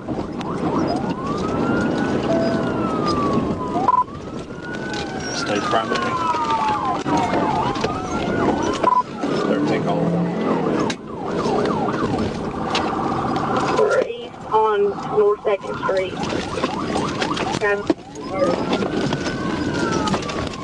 Close to all units. That will be correct. That will be correct.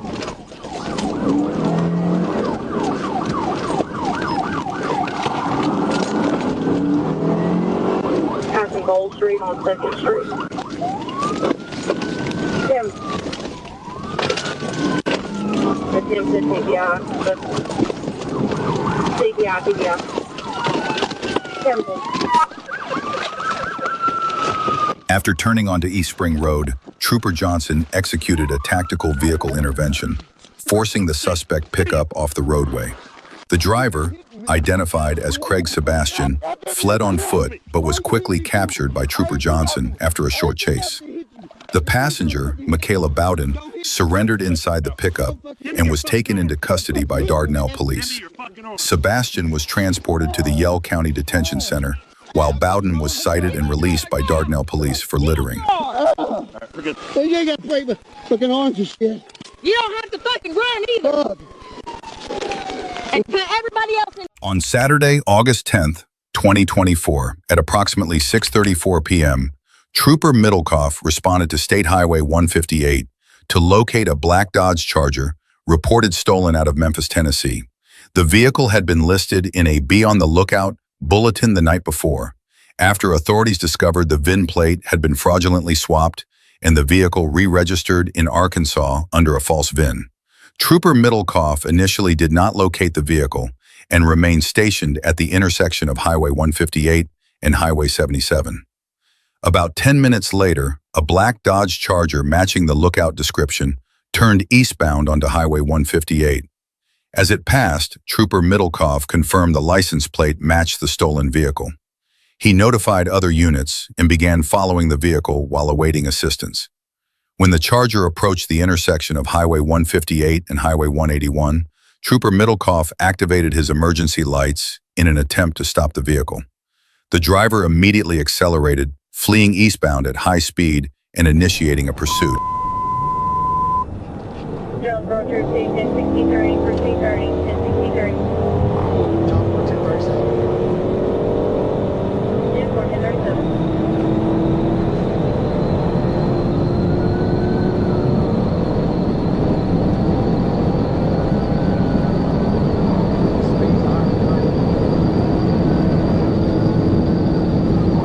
Score the stop sign.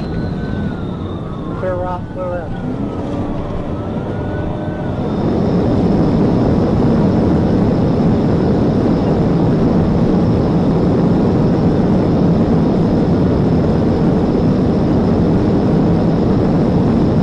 The suspect vehicle quickly reached speeds nearing 160 miles per hour as it crossed Interstate 55 and continued toward U.S. Highway 61.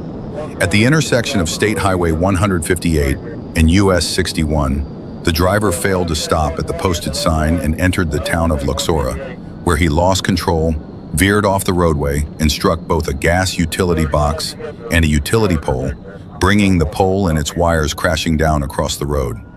The Charger briefly re-entered the roadway, crossed a set of railroad tracks, and lost control again, overturning multiple times before leaving the roadway completely. As Trooper Middlecoff arrived on scene, he saw a large plume of smoke rising from the area. He found the vehicle fully engulfed in flames and the driver, later identified as Devondre James, lying on his side near a nearby residence south of the crash site.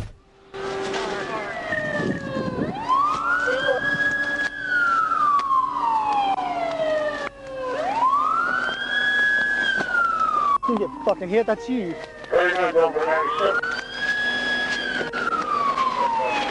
Hey. Your ass didn't get hit. You're in the fucking car. Show me your hands. Show me your hands. Yeah, driving like that, it should be broke.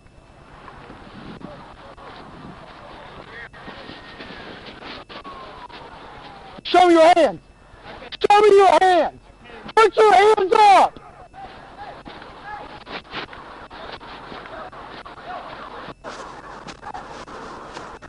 Roll over. Roll over. Get on your stomach. 33197. John, go get us fire department out here now. He got thrown out of the car. That's him.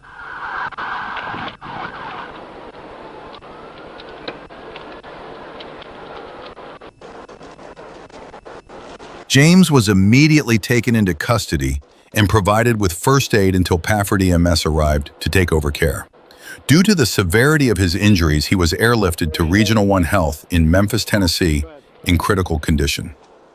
By the time fire crews arrived, the blaze had intensified, and the vehicle was nearly completely destroyed by fire. He's saying there wasn't one with him.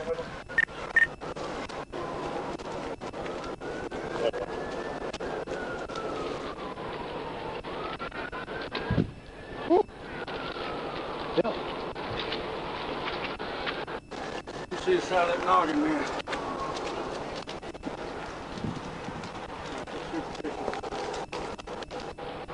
At about 6:55 p.m. on August 30th, 2025, Grove City police officers spotted a silver vehicle near Walmart on Buckeye Parkway. Inside were two suspects believed to be connected to a theft at Dick's Sporting Goods on Stringtown Road. When officers attempted to stop, the driver hit the gas and sped off, sparking a high-speed pursuit. We're gonna go southbound on Buckeye Parkway.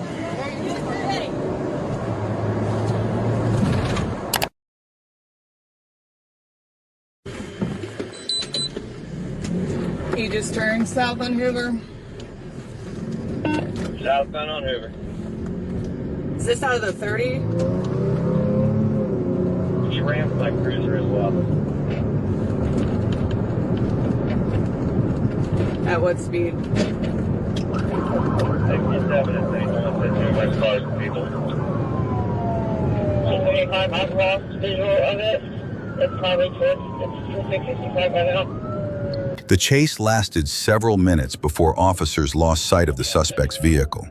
Still, police continued searching and soon spotted it northbound on Interstate 71. As soon as the suspects saw patrol units, they hit the accelerator again, pushing speeds past 120 miles per hour.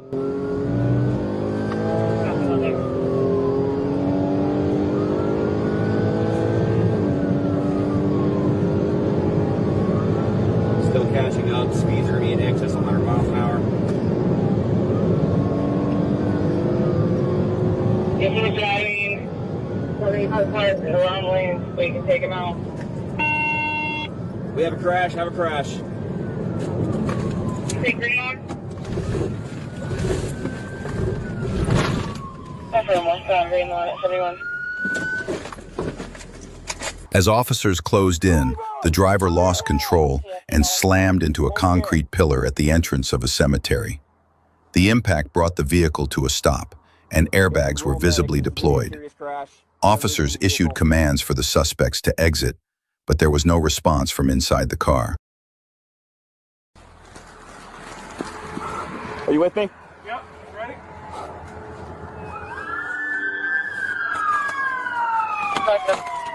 Copy.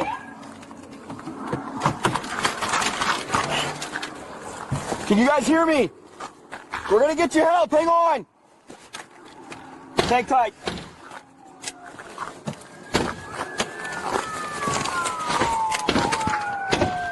We got two trapped. Here, let me get through here. Here. Watch out. Heel.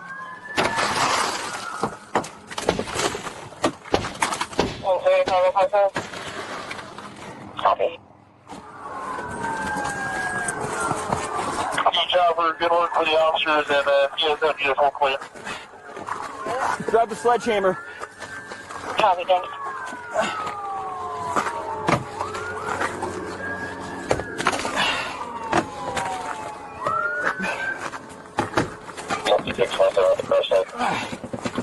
Copy.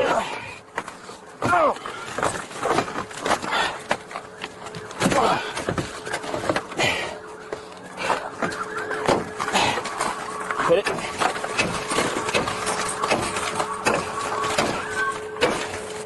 Officers found both suspects unconscious inside the vehicle and worked quickly to pull them out as additional units arrived. The pair, identified as Christopher Reed and 47-year-old Kelly Wise, were rushed to the hospital for emergency treatment, but both later died from their injuries. The crash remains under investigation. On May 23, 2025, around 10:43 a.m., Sergeant T. Hoffman was patrolling near Main Street and North Redmond Road when a flock camera alerted to a stolen 2003 Lincoln LS with Arkansas plates AMD 73C reported out of Pulaski County. Sergeant Hoffman soon spotted the vehicle heading west on Main Street before it turned north onto Redmond Road.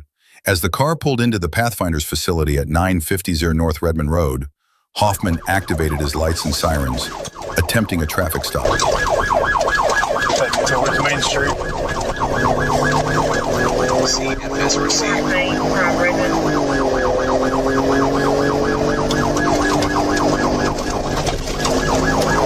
Went straight across on Redmond, headed towards Wright's Cabinet.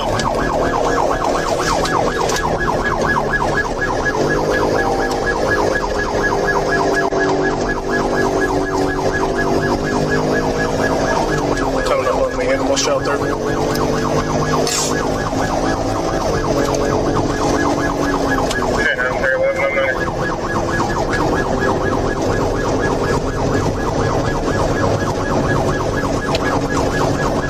Coming up on 67.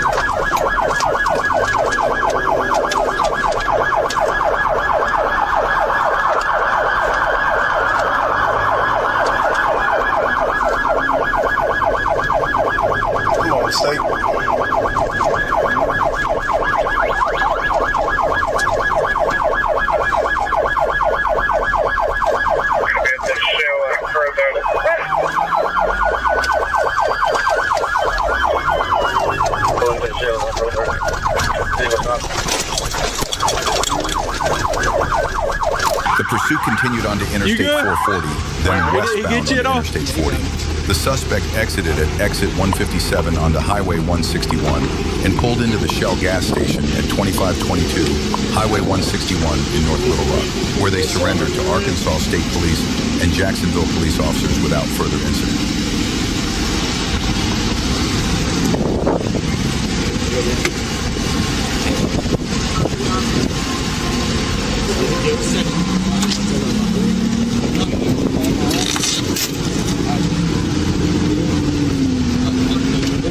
During the arrest, Officer Moody deployed K-9 Bono from the patrol vehicle.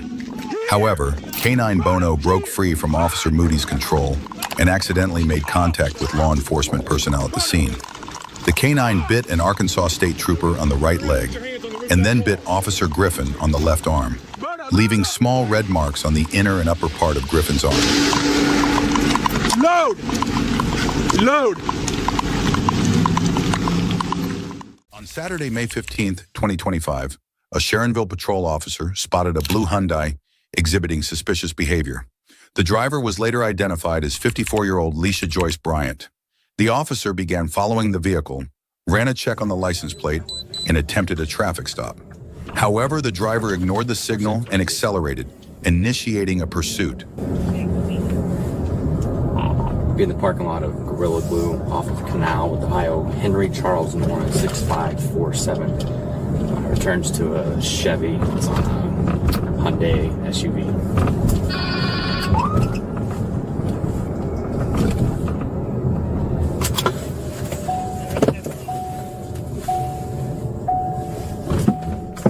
Bryant drove into a parking lot, then suddenly turned around and stopped her vehicle directly in front of the patrol car.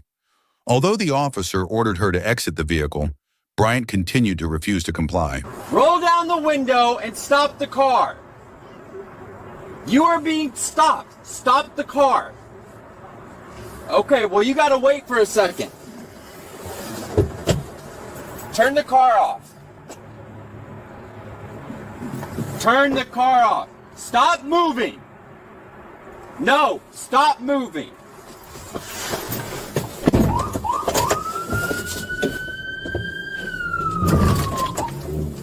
We're saying 22, they just struck my vehicle and they're fleeing now.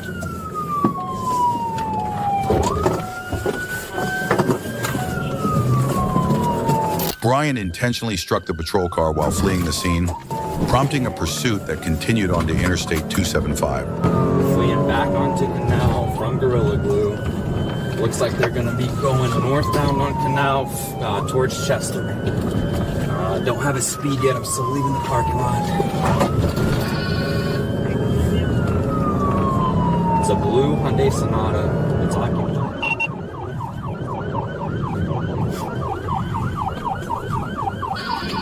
Continuing back in the parking lot of QTOL Products, KULTOL. Continuing in the direction of Muscle.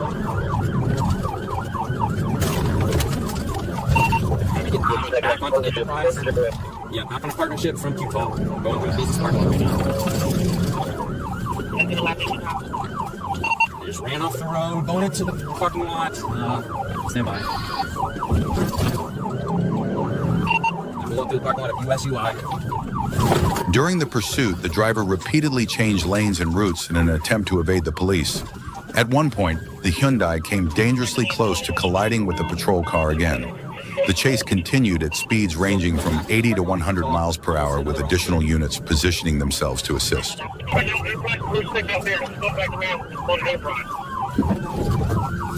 we're headed back to Enterprise, back where they originally entered. If it keeps on, we'll back that way.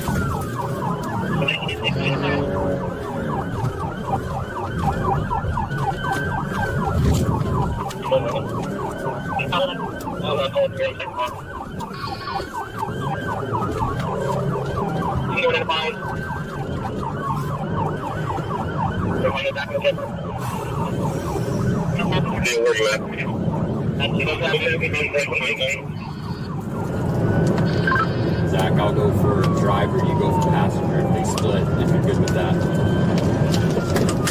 They just lost their whole fire here. Their whole fire going to be trashed out. Okay, that's clear. The car's on vehicle crash. Where you at? We're at the 54 exactly. At the 54 now.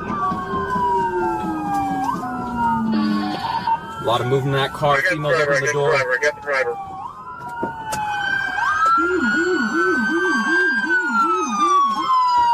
Passenger, if they split, if you're good with that.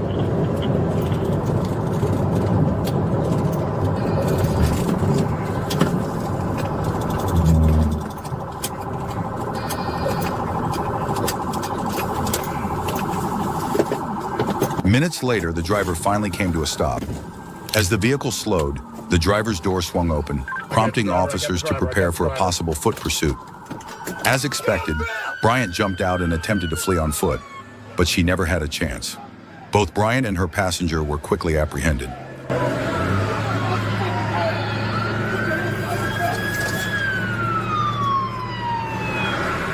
A quick check following the arrest revealed that Bryant's driver's license had been suspended. Officers also discovered drugs both inside the vehicle and on the passenger. Bryant now faces multiple charges, including attempted assault on a police officer, failure to comply with police orders, driving with a suspended license, and various drug-related offenses. The passenger, identified as 45-year-old Kevin Gabbard, was charged with drug possession.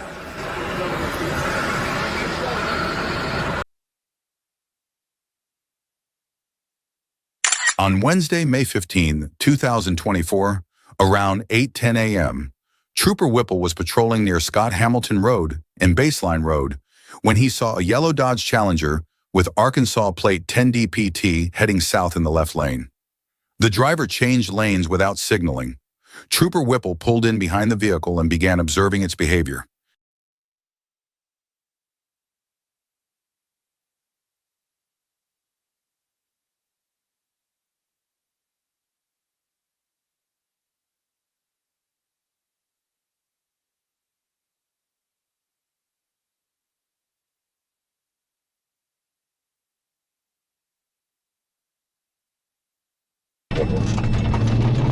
The vehicle continued south through the intersection of Scott Hamilton Road and Baseline Road, then onto Hillero Springs Road, where it repeatedly crossed the double yellow line. At Hillero Springs and Pinecone Road, Trooper Whipple attempted a traffic stop. The driver turned onto Pinecone Road, continued slowly for about 100 yards, then stopped. Trooper Whipple gave verbal commands over the PA system, instructing the driver, later identified as Aaron Sadler, to park and shut off the vehicle. Sadler refused and fled westbound on Pinecone Road. 850-556. They're gonna go back to a Mercedes. It's gonna be a Dodge Charger. 10-9 at 28. Turn off the vehicle. 556.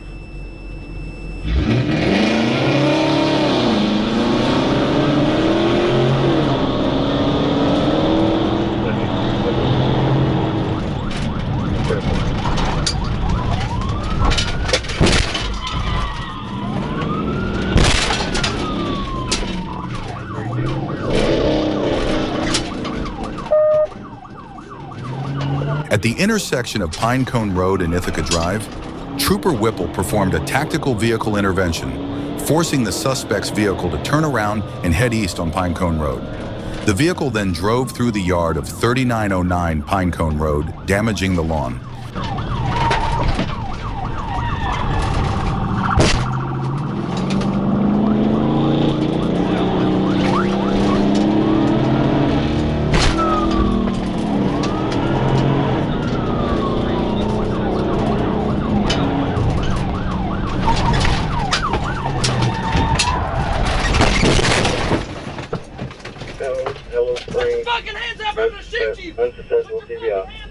The vehicle drove south on Hillero Springs Road in the wrong lanes. Trooper Whipple performed a second TBI, pushing the car into a ditch and causing it to strike the Perez Body Shop sign. Sadler fled on foot with a backpack, but was quickly apprehended. A search revealed 9 bottles of promethazine in the vehicle, over 4 pounds of marijuana, 24 packets of THC-infused candy, 1 more bottle of promethazine in the backpack, and $3,720 in cash in his pocket.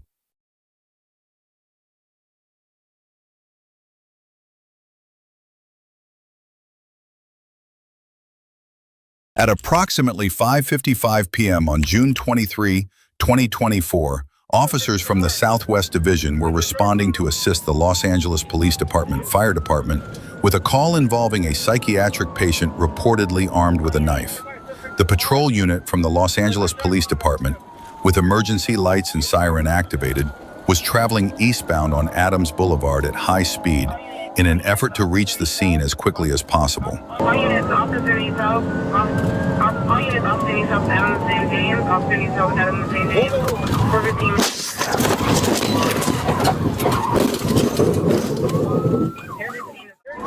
Suspect is armed. With the sheriff on us.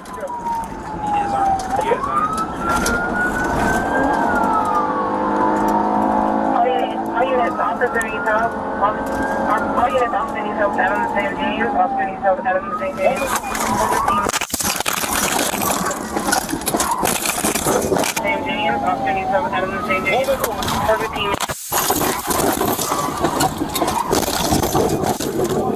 415 is over.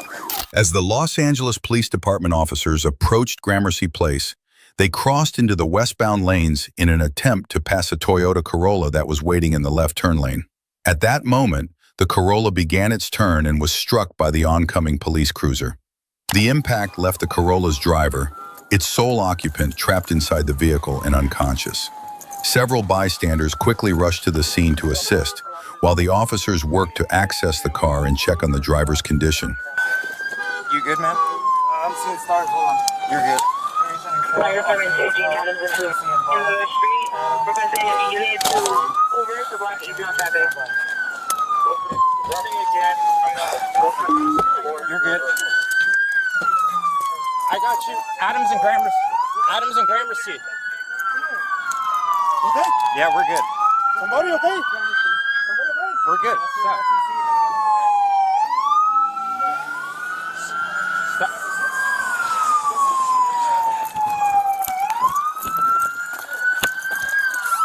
Hey, fuck. Partner, he needs help.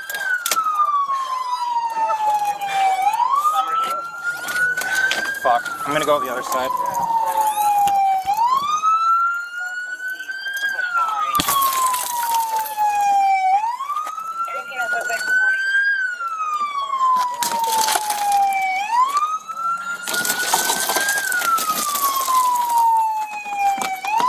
I'm trying to unlock it.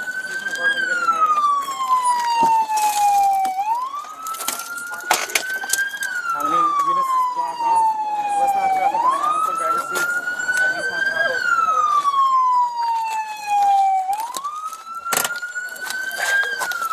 You okay, man? Hey, you good, man?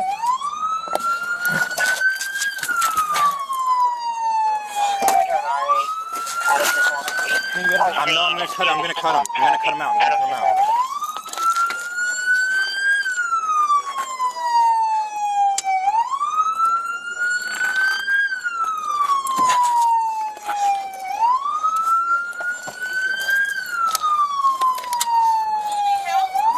Not right now. We have an RA coming.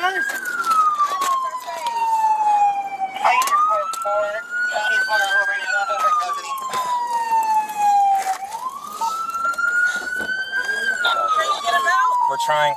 That door's blocked. Is the seatbelt cut off? Yeah, it's cut off. Is there any way you can get the seat back? The driver was identified as Regino Oria Jr.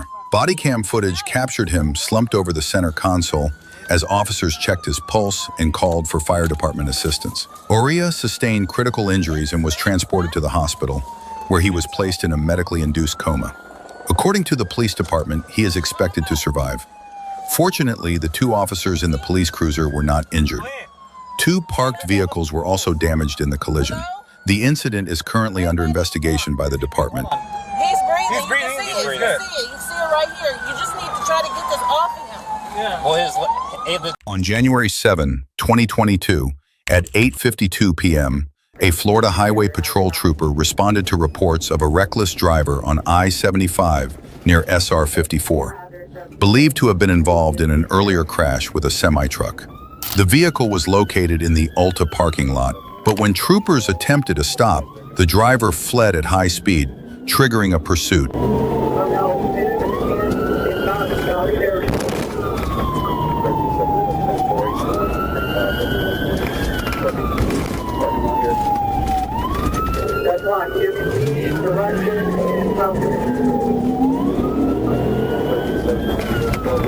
are southbound Ocean Boulevard, no traffic.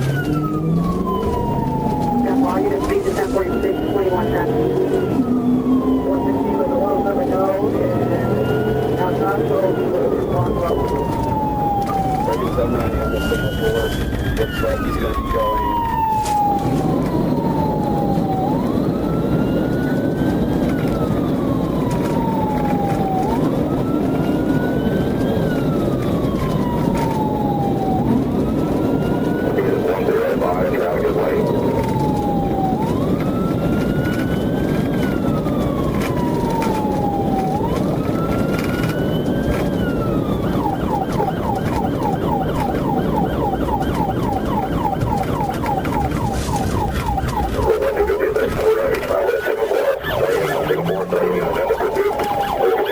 As the vehicle ran a red light at SR 56 at high speed, it collided with another car.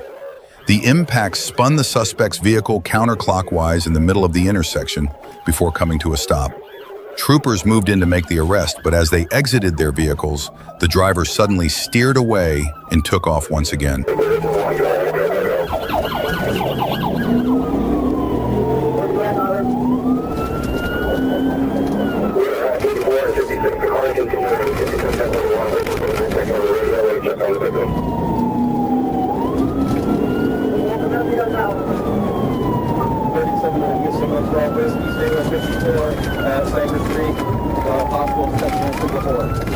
The suspect vehicle then made a sudden U-turn, at which point troopers executed a pit maneuver and brought the pursuit to an end. Both occupants were taken into custody and found to be in possession of dozens of stolen perfume bottles linked to a prior theft in Marion County.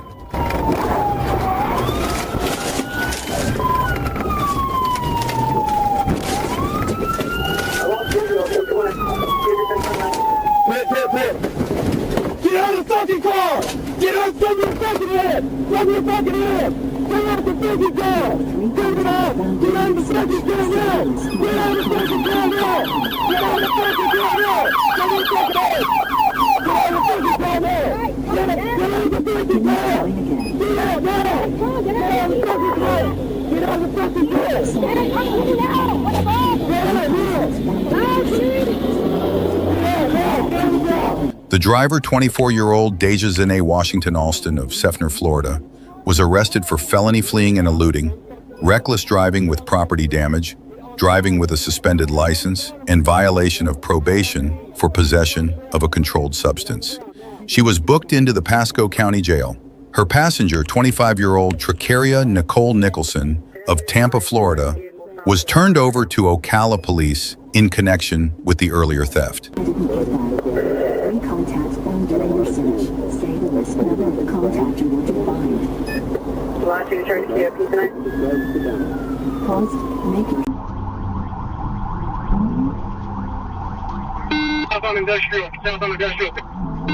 At around 6:20 p.m. on February 7th, 2024, officers with the Locust Grove Police Department initiated a pursuit of a stolen U-Haul truck. Attempts to stop the vehicle were unsuccessful as the driver fled, leading to a pursuit involving more than 10 police vehicles. My car, that's my car. Main case, passenger radio.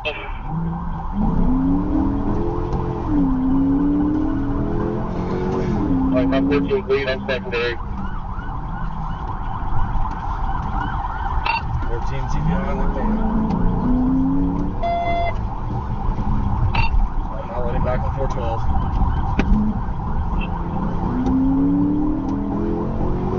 Hey, look around you. Take it out. 14's on the lead. And then table.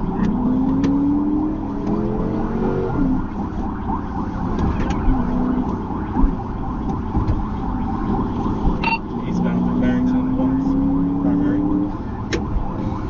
Copy eastbound Barrington, flight on 1's primary.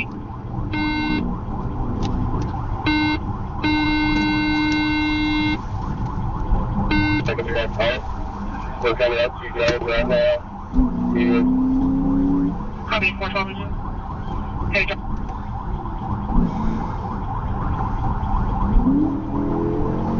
And you need 3 cars.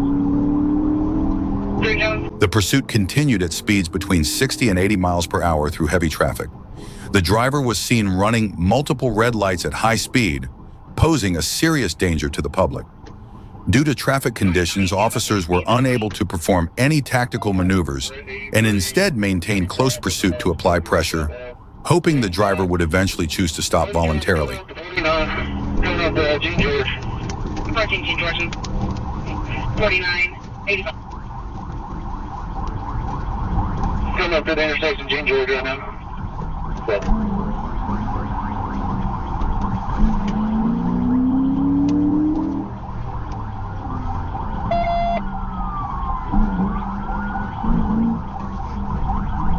Continuing eastbound through Gene George. Get more. Eastbound.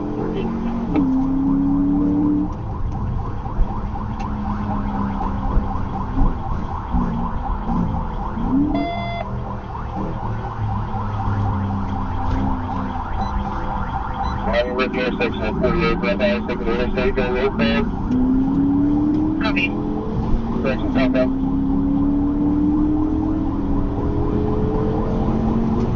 Copy, copy. DVR or no?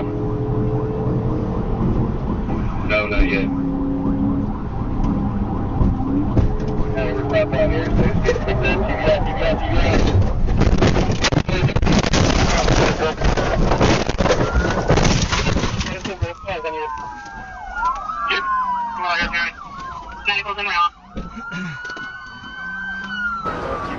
TBI. Roll over. Start central. It's tight, I need it.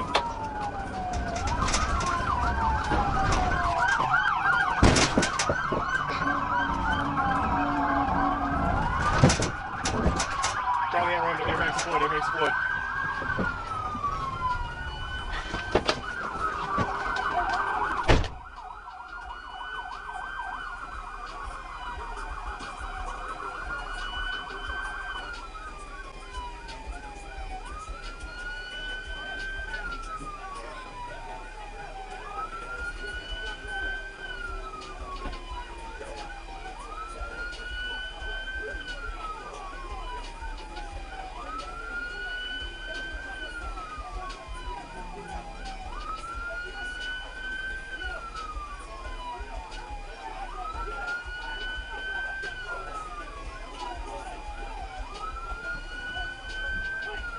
On July 31st, 2025, at about 11:27 p.m., Trooper Benton was at the northbound scale house working on reports when a sports car sped past at a high rate of speed.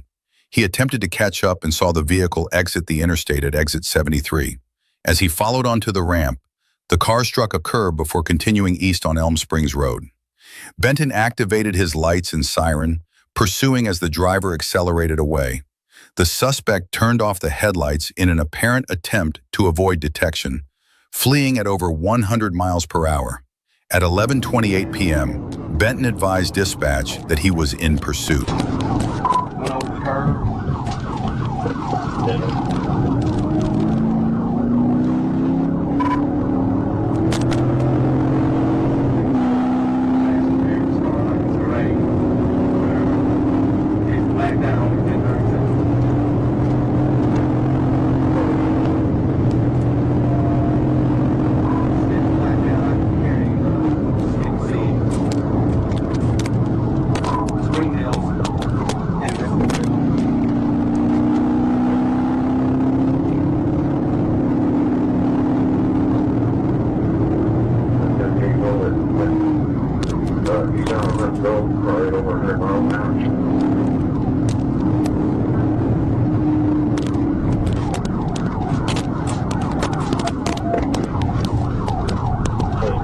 The pursuit continued east on Huntsville Road.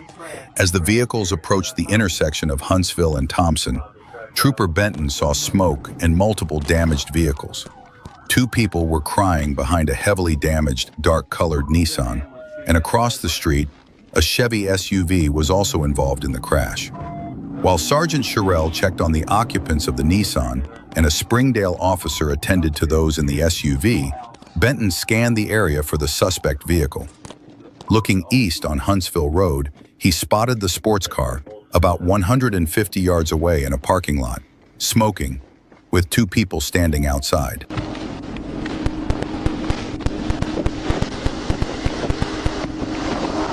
What's your problem?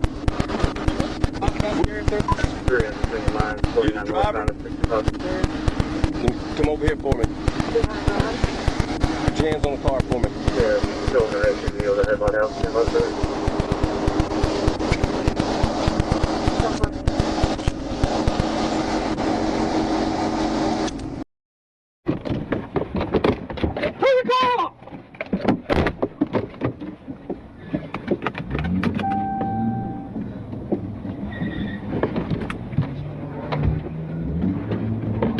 Central on 26.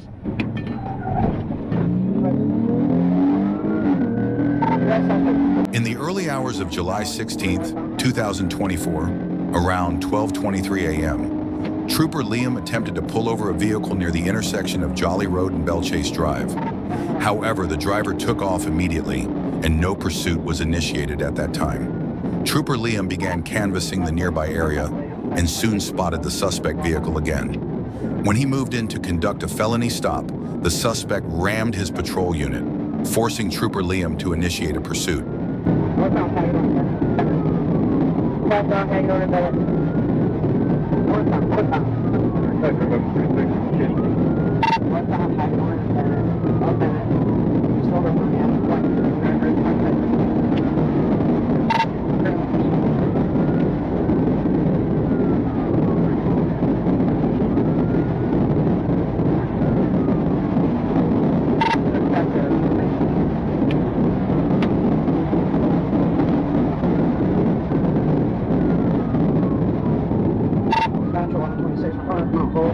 Please, to be Edward Union George 1088. Approaching Mount Hope, Edward Union George 1088. We're through Mount Hope, we're still northbound. Still northbound through light traffic, speeds about 75. Light traffic, 75 to 80.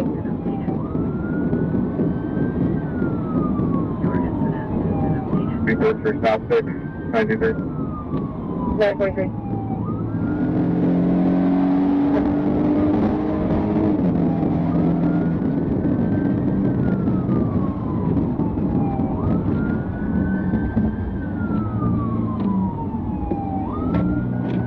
Northbound through Willow. Northbound through Willow.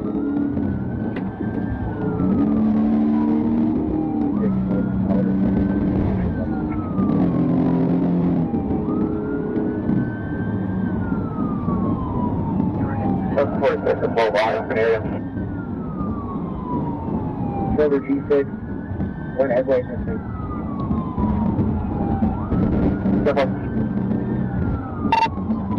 First of all, northbound speeds are 60. No traffic. Northbound, 60 miles per hour, no traffic.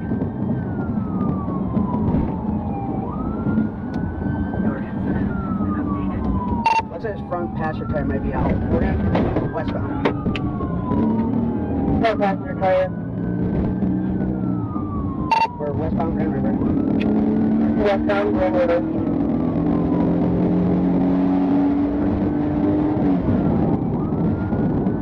I want him.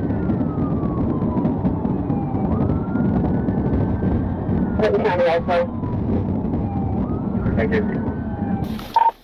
A few minutes later, the suspect passed through the area where the spike strips had been deployed, but managed to avoid them. Trooper Liam, however, struck the strips and was forced to end his involvement in the pursuit. Another officer quickly took over and continued the chase. Seville, eastbound St. Joe, 12 is the primary. Eastbound St. Joe. Speeds are 100, passing Skull Road.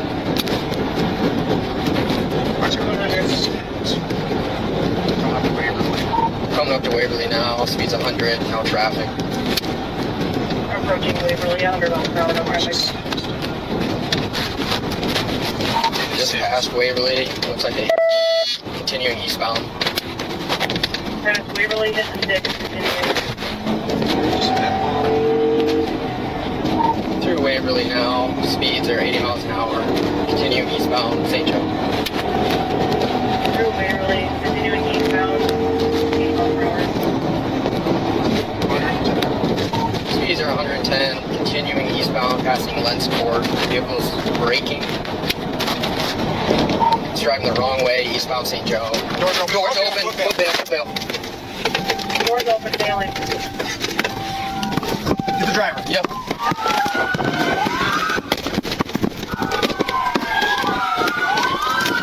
The pursuit lasted approximately 18 minutes before the suspect vehicle crashed. The driver, Taryn Gentry, and front passenger, Shaquan Fry, fled on foot but were quickly apprehended by officers.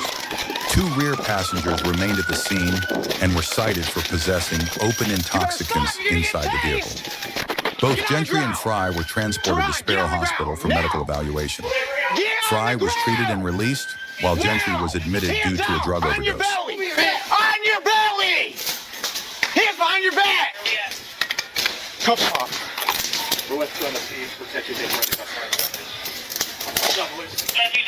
Driver's under. Yup. Perfect. What are you doing, Tehran? Under, if it's 50. You good? You heard it all? You hear me? Tehran, are you hurt? Talk to me.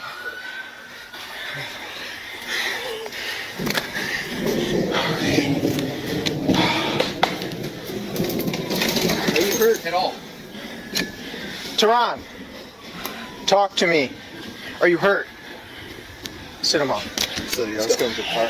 Stand up. What hurts? You gotta use your words. Hey, you're out of breath. Let's get you to a car, okay? Come on. You gotta stand up. You ready? Yeah, two at gunpoint at St. Joe and Rosemary. County, two at gunpoint at St. Joe and Rosemary. 1, 2, 3. Stand up. Oh, stand up. On January 4th, 2026, at approximately 8:15 p.m., Sergeant R. Plyler was traveling westbound on Highway 70 East near Cedar Creek Road when he observed a black Honda Civic traveling eastbound at 83 miles per hour in a posted 60 miles per hour zone. Sergeant Plyler activated his emergency lights as the vehicle passed and made a U-turn. He quickly caught up after the Honda moved into the outside lane. While following directly behind with lights and sirens activated, the driver failed to yield or stop, prompting a vehicle pursuit.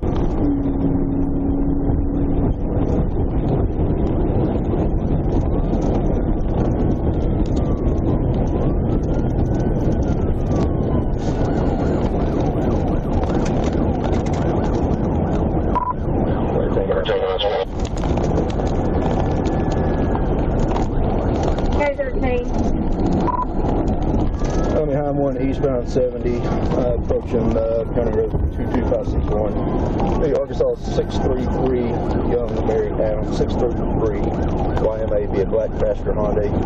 Currently failure to yield, speeds currently still 70.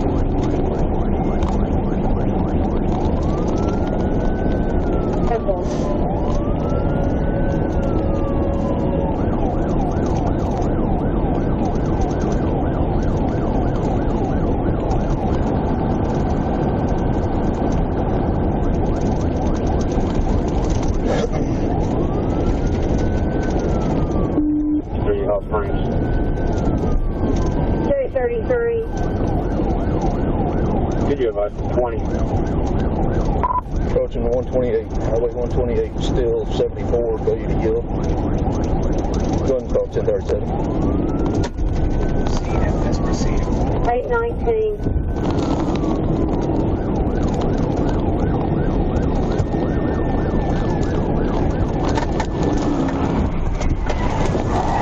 Just over 1 minute later, a precision pit maneuver was executed, sending the Honda Civic off the roadway and into the grassy shoulder on the south side.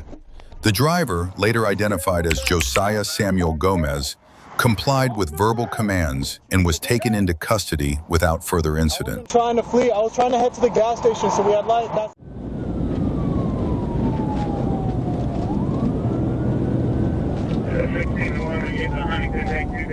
Back west.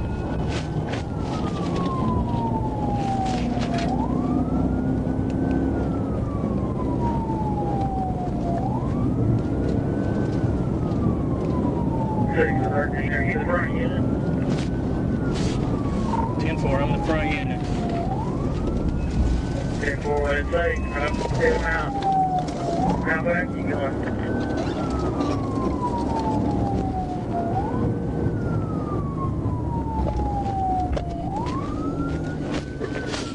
This Comer Lane, I believe, is a dead end. She just turned down. 10-4, that is a dead end.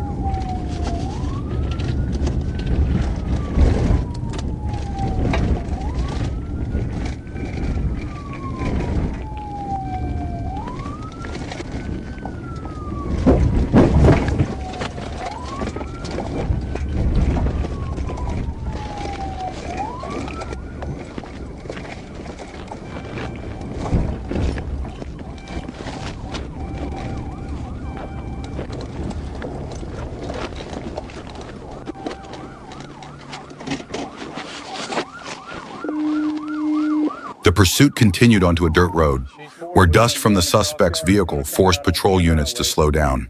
The suspect then crashed through a residential fence, and at that point, officers lost sight of the vehicle. H4, you copy?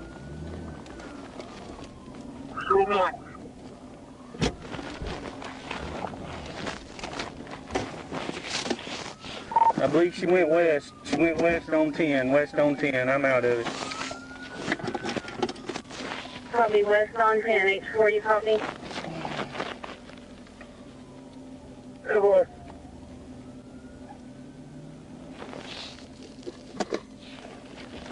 Sebastian County advising east on 1013. 10-4. I seen a bunch of cars going west. Well, I thought she went that way. Come back to 10 at 253.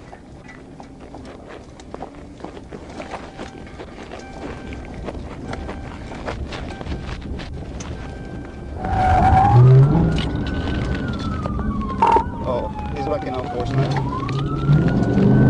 Copy, back now. 1037 enforcement. Primary now.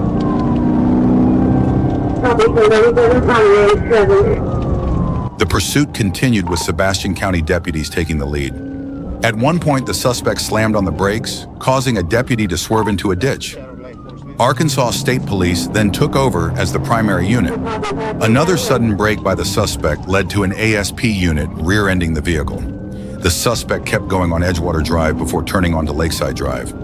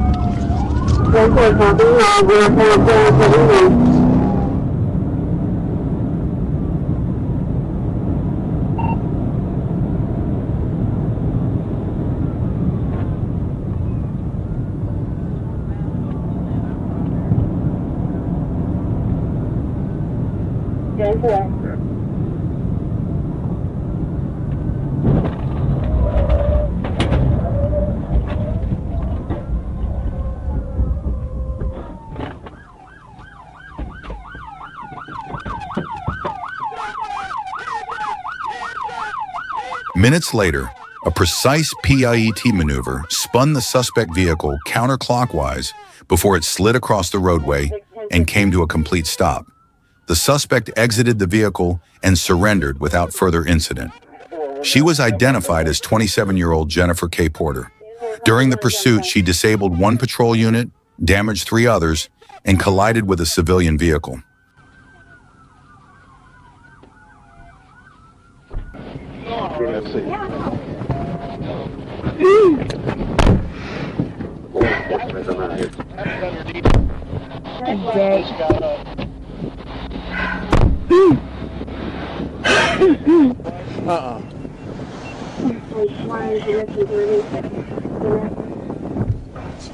What's your name?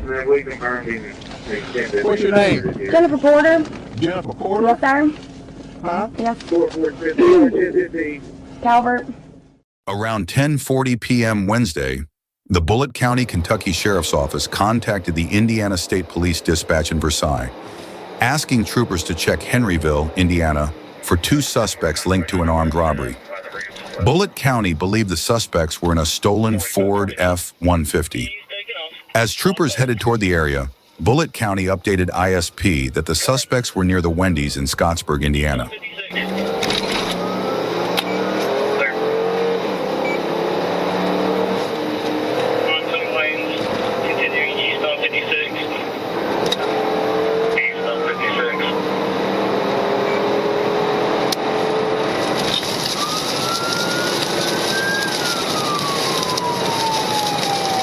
At 10:49 p.m., Scottsburg police and Scott County deputies spotted the Ford in the Wendy's parking lot.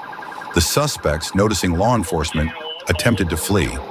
Officers pursued the truck east on State Road 56 then north on State Road 3 into Jefferson County.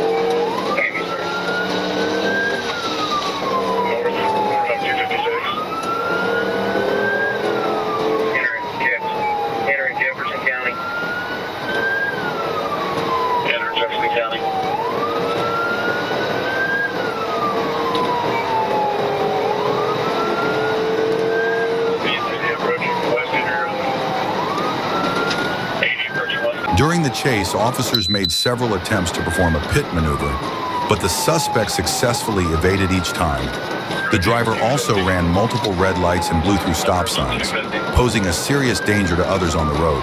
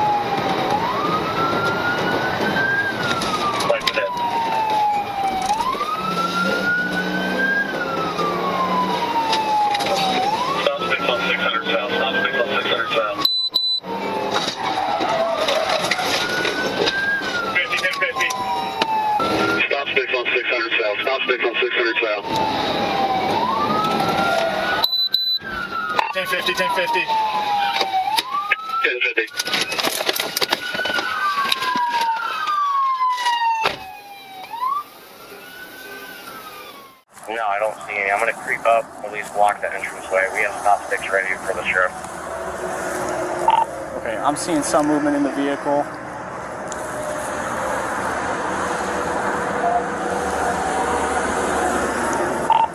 I believe the white male is in the driver's seat. They're starting the vehicle. We need to move in. Police, stop! On Saturday, September 2nd, 2023 in Monroe, Ohio, two men held a Highlander market clerk at gunpoint during a robbery. Moments later, they exited the store and shot two men at close range before stealing their vehicle and fleeing the scene. The stolen car was later located at a rest area near Bowling Green. When officers and deputies approached, the suspects took off, leading authorities on a pursuit southbound on Interstate 75.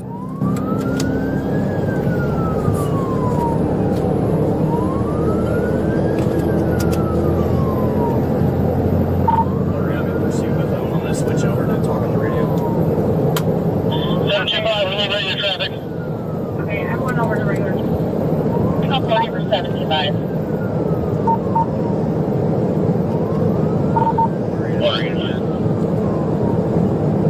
Go ahead. Alright, I got eyes for southbound to 176, left lane, traffic's light, speed, I'm at 130. If you got somebody with you, take him out. I can't right now. Nah, they're going straight down, straight down.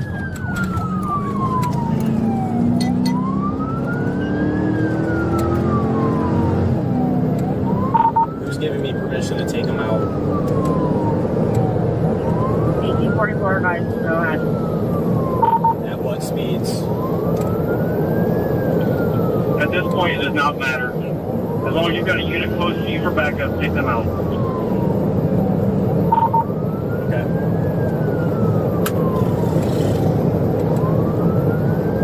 That is the correct RP, right? The RP's covered. Anybody else have eyes on subject eyes? Right. Okay. As expected, when a patrol car attempted to close in on the vehicle to try the pit maneuver, the suspects immediately opened fire, forcing the officers to dodge the gunfire. A sudden, sharp brake caused the patrol car to skid across the road. Fortunately, no serious injuries were reported, and the officer quickly regained control and continued the pursuit. Boy, Green, he shot one at me. Shots fired.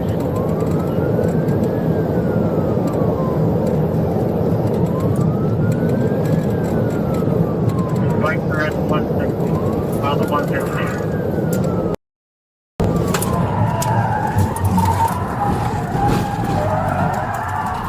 Correct.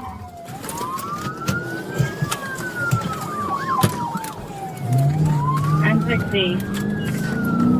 Boy, Green, I crashed out. I'm catching up.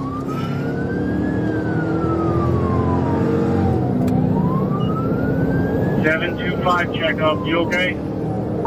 Oh yeah, just, you know, a little spin out. I'm coming. Okay, did he exit Signet? 112, right lane. Light traffic. Approaching the scale house. Approaching Gale. You breaking scale house. He's going into the way station. There's a way station. The way station. Going into the way station. We should probably block off the on-ramp.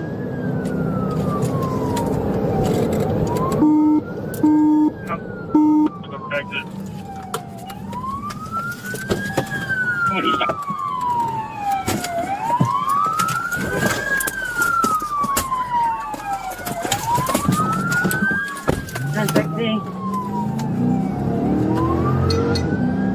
We're good, Boy, Green. Heading south again at 162, middle lane. Southbound 160. The suspects then turned onto a construction road, but quickly realized it wasn't a viable escape route. They returned to the main road and continued fleeing. The officers maintained a safe distance from the suspect's vehicle as the pursuit continued.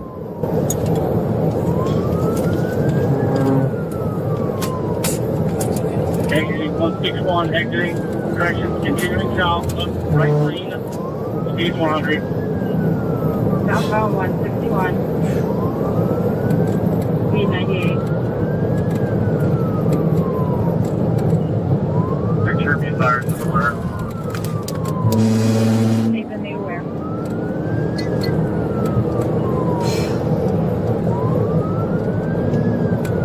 Again, when you have the chance, you need to take him out as hard as possible.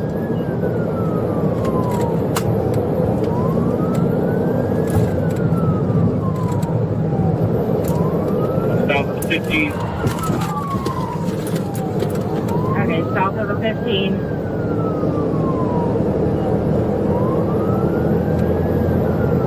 Left lane, 894.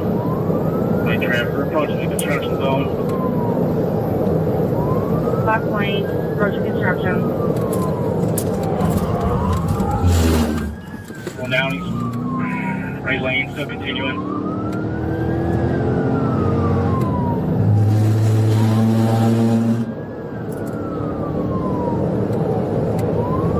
Approaching the 19, coming in the construction zone.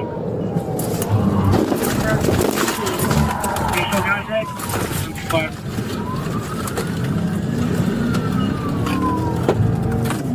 Good. I don't know, that was freaking awesome though. 37, exiting 37.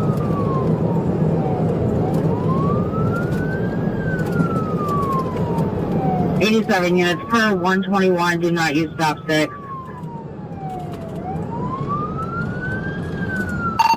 We're stopped at the exit ramp. Stopping at the exit ramp.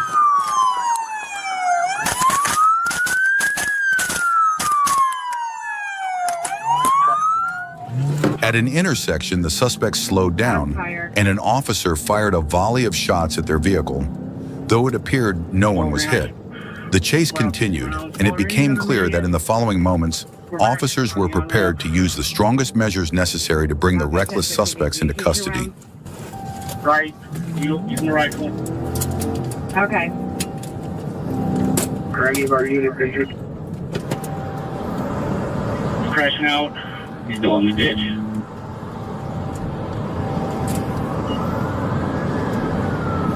I'm gonna use slow.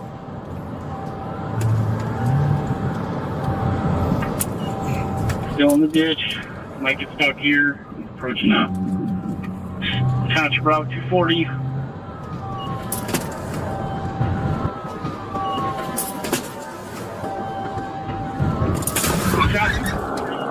Rodney, are you hit anywhere? Just go to the right. Get a little deep. Stop moving. Stop moving. Stop moving. Stop moving. Hey, get out of the car. Help. Get out of the car. I got hands. Grab it in. Stay here behind you. Roll them. Just cuff him here. Just cuff him right here. Don't worry about it. You got it? At approximately 9:15 p.m. on May 6, 2024, Sergeant Linkus was monitoring eastbound traffic on Interstate 40 when he noticed a white U-Haul box truck drift out of its lane after passing his position. Linkus pulled onto the interstate and initiated a traffic stop near mile marker 109 eastbound.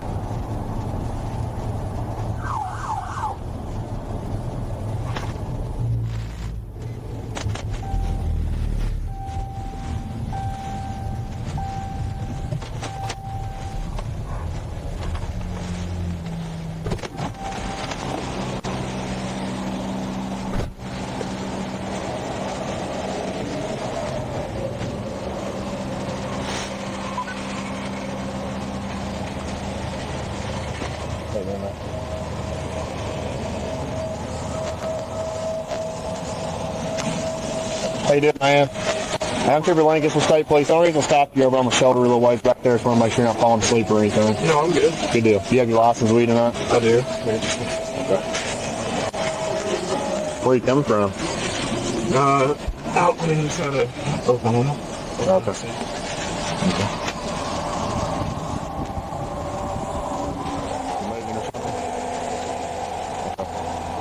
Do you have a rental agreement for this?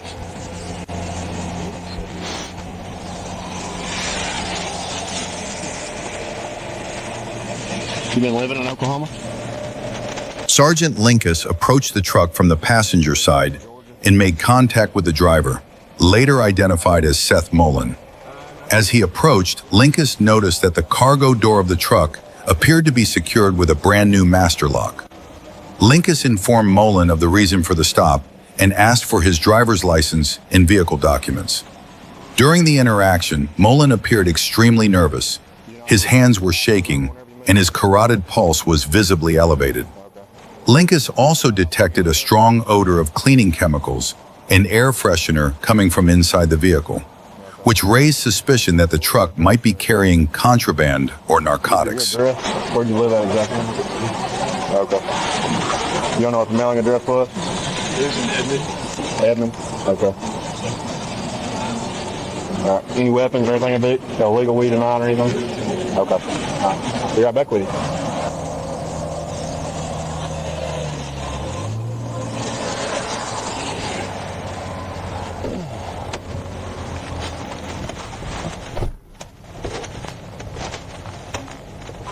1345 Clark.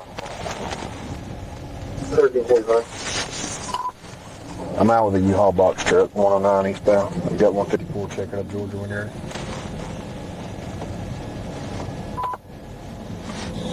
Yeah, we're good.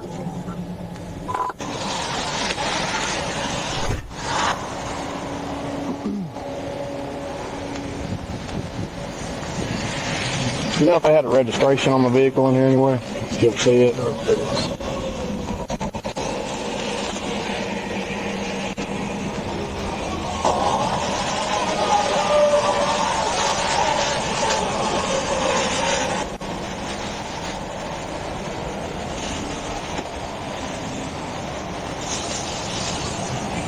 You ever had any tickets? Ever been arrested before or anything? Not in the last 20 years. Okay. What did you get arrested for 20 years ago? Driving under the... Okay. That was it? Okay.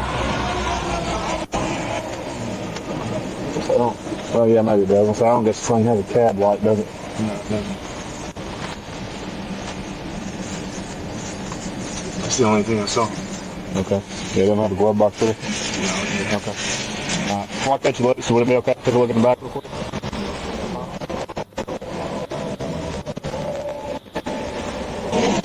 Or is that just a base or something? Okay. Okay. Mullen told Sergeant Linkus that he was going through a divorce and was moving from Oklahoma to Atlanta. When asked several times for his mailing address in Oklahoma, Mullen was unable to provide one and instead said he had been staying at a friend's house for a few months. Linkus then returned to his patrol car to run Mullen's information. A records check revealed prior arrest for driving under the influence and possession of marijuana with intent to distribute, further reinforcing Linkus's earlier suspicions.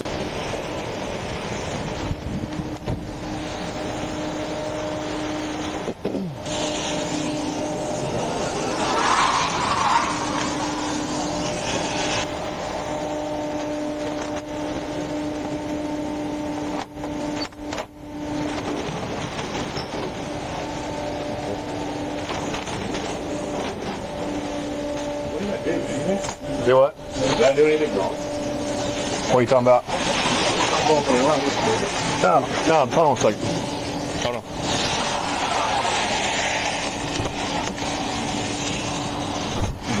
Do you have any marijuana in there? It smells like marijuana inside here. Is there any marijuana in any of those boxes? Because it smells like weed in there. Not to my knowledge. Okay. Is that just your personal stuff? No. Okay, it's not your stuff at all? Thought you were moving. Okay. All cards on the table. I'm gonna handcuff you until I can search it, okay? Yes, hands behind your back. Pretty sure we both know it's marijuana, right? Huh? I said I didn't have. Oh, you didn't have? You just loaded it up? I didn't load anything, sir. Okay, you just picked up the vehicle, man. You're driving it? Yes, sir. Okay, I got you. All right, I have to read you your rights. You understand you have the right to remain silent. Anything you say can will be used against you in a court of law. You have the right to an attorney before answering any questions. If you don't want to answer any questions I ask, you don't have to. And if you do start, you can stop at any time, okay? Yes, sir. I'm not asking who you got it from or anything. You know how much you have right here? I have no idea. This the first time you ever done this? Yes, sir. How much you getting paid to do it? $3,000. Okay. And you picked it up in Oklahoma? Yes, sir. Okay. But you rented the vehicle. How'd you get to Oklahoma? Did you fly out there? Yes. Okay. 1345 Clarksville. I'm 1015. I think the incident number for 59.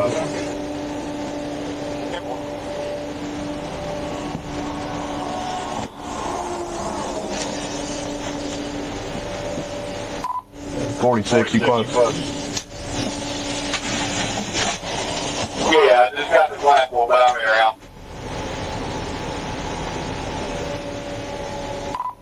Stand for it. He's got quite a bit in this box truck.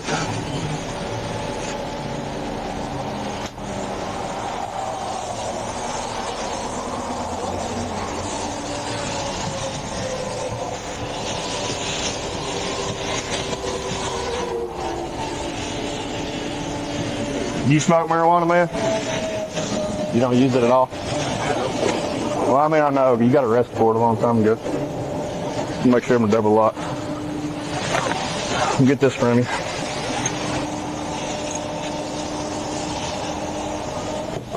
When Mullen opened the cargo compartment, Sergeant Linkus immediately detected a strong odor of marijuana coming from inside. During the search, Linkus found 21 large Home Depot boxes, each packed with multiple vacuum-sealed bundles of marijuana. Mullen was immediately placed under arrest. Policy says I have to keep you behind your back. As soon as I can get them off of you, I'm going to do that, okay? Come back here and take a seat in my back seat.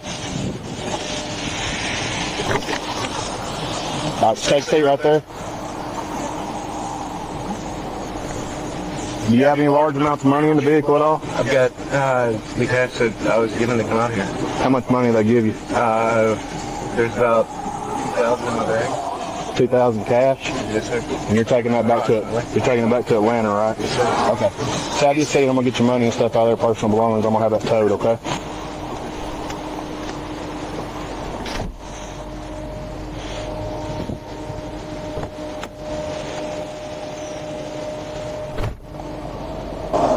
Hey, babe, I gotta call you back. At the detention center, Sergeant Linkus conducted an on-site examination and weighed the suspected marijuana. The total weight was approximately 434 pounds, and field tests confirmed it was marijuana. Seth Mullen was charged with possession of a Schedule 6 controlled substance with intent to distribute 100 to 500 pounds and possession of drug paraphernalia. On the night of July 25, 2025, Corporal Daryl Hinton was patrolling near Phyllis Street and Dollarway Road when he spotted a black moped heading north with a broken taillight. He made a U-turn and pulled in behind it to conduct a traffic stop. The moped came to a stop at the intersection, and Corporal Hinton pulled up alongside, instructing the rider, later identified as Eddie Williams of Pine Bluff, to turn into a nearby parking lot. At first, Williams appeared to comply, slowly rolling into the lot. But instead of stopping, he kept going toward the back and then suddenly darted back onto Phyllis Street, taking off and kicking off a pursuit. 12 on 1037 with a moped. I'm on Phyllis Street going back into the neighborhood. White male, hat, no shirt.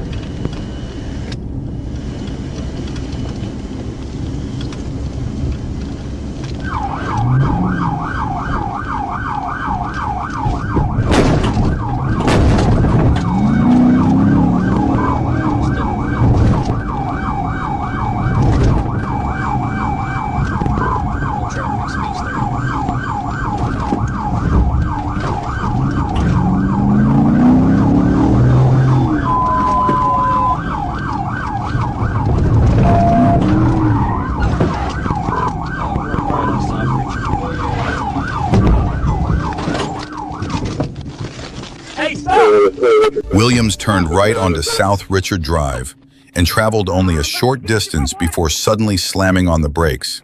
This caused Corporal Hinton's patrol car to lightly bump the rear tire of the moped. At that point, Williams ditched the moped and fled on foot into a nearby open field. Corporal Hinton gave chase for roughly 150 to 200 yards before successfully apprehending Williams without further incident. Back at the patrol unit, officers searched Williams and discovered a small container in his front right pocket. Inside was a crystal-like substance suspected to be methamphetamine, weighing approximately 7 grams.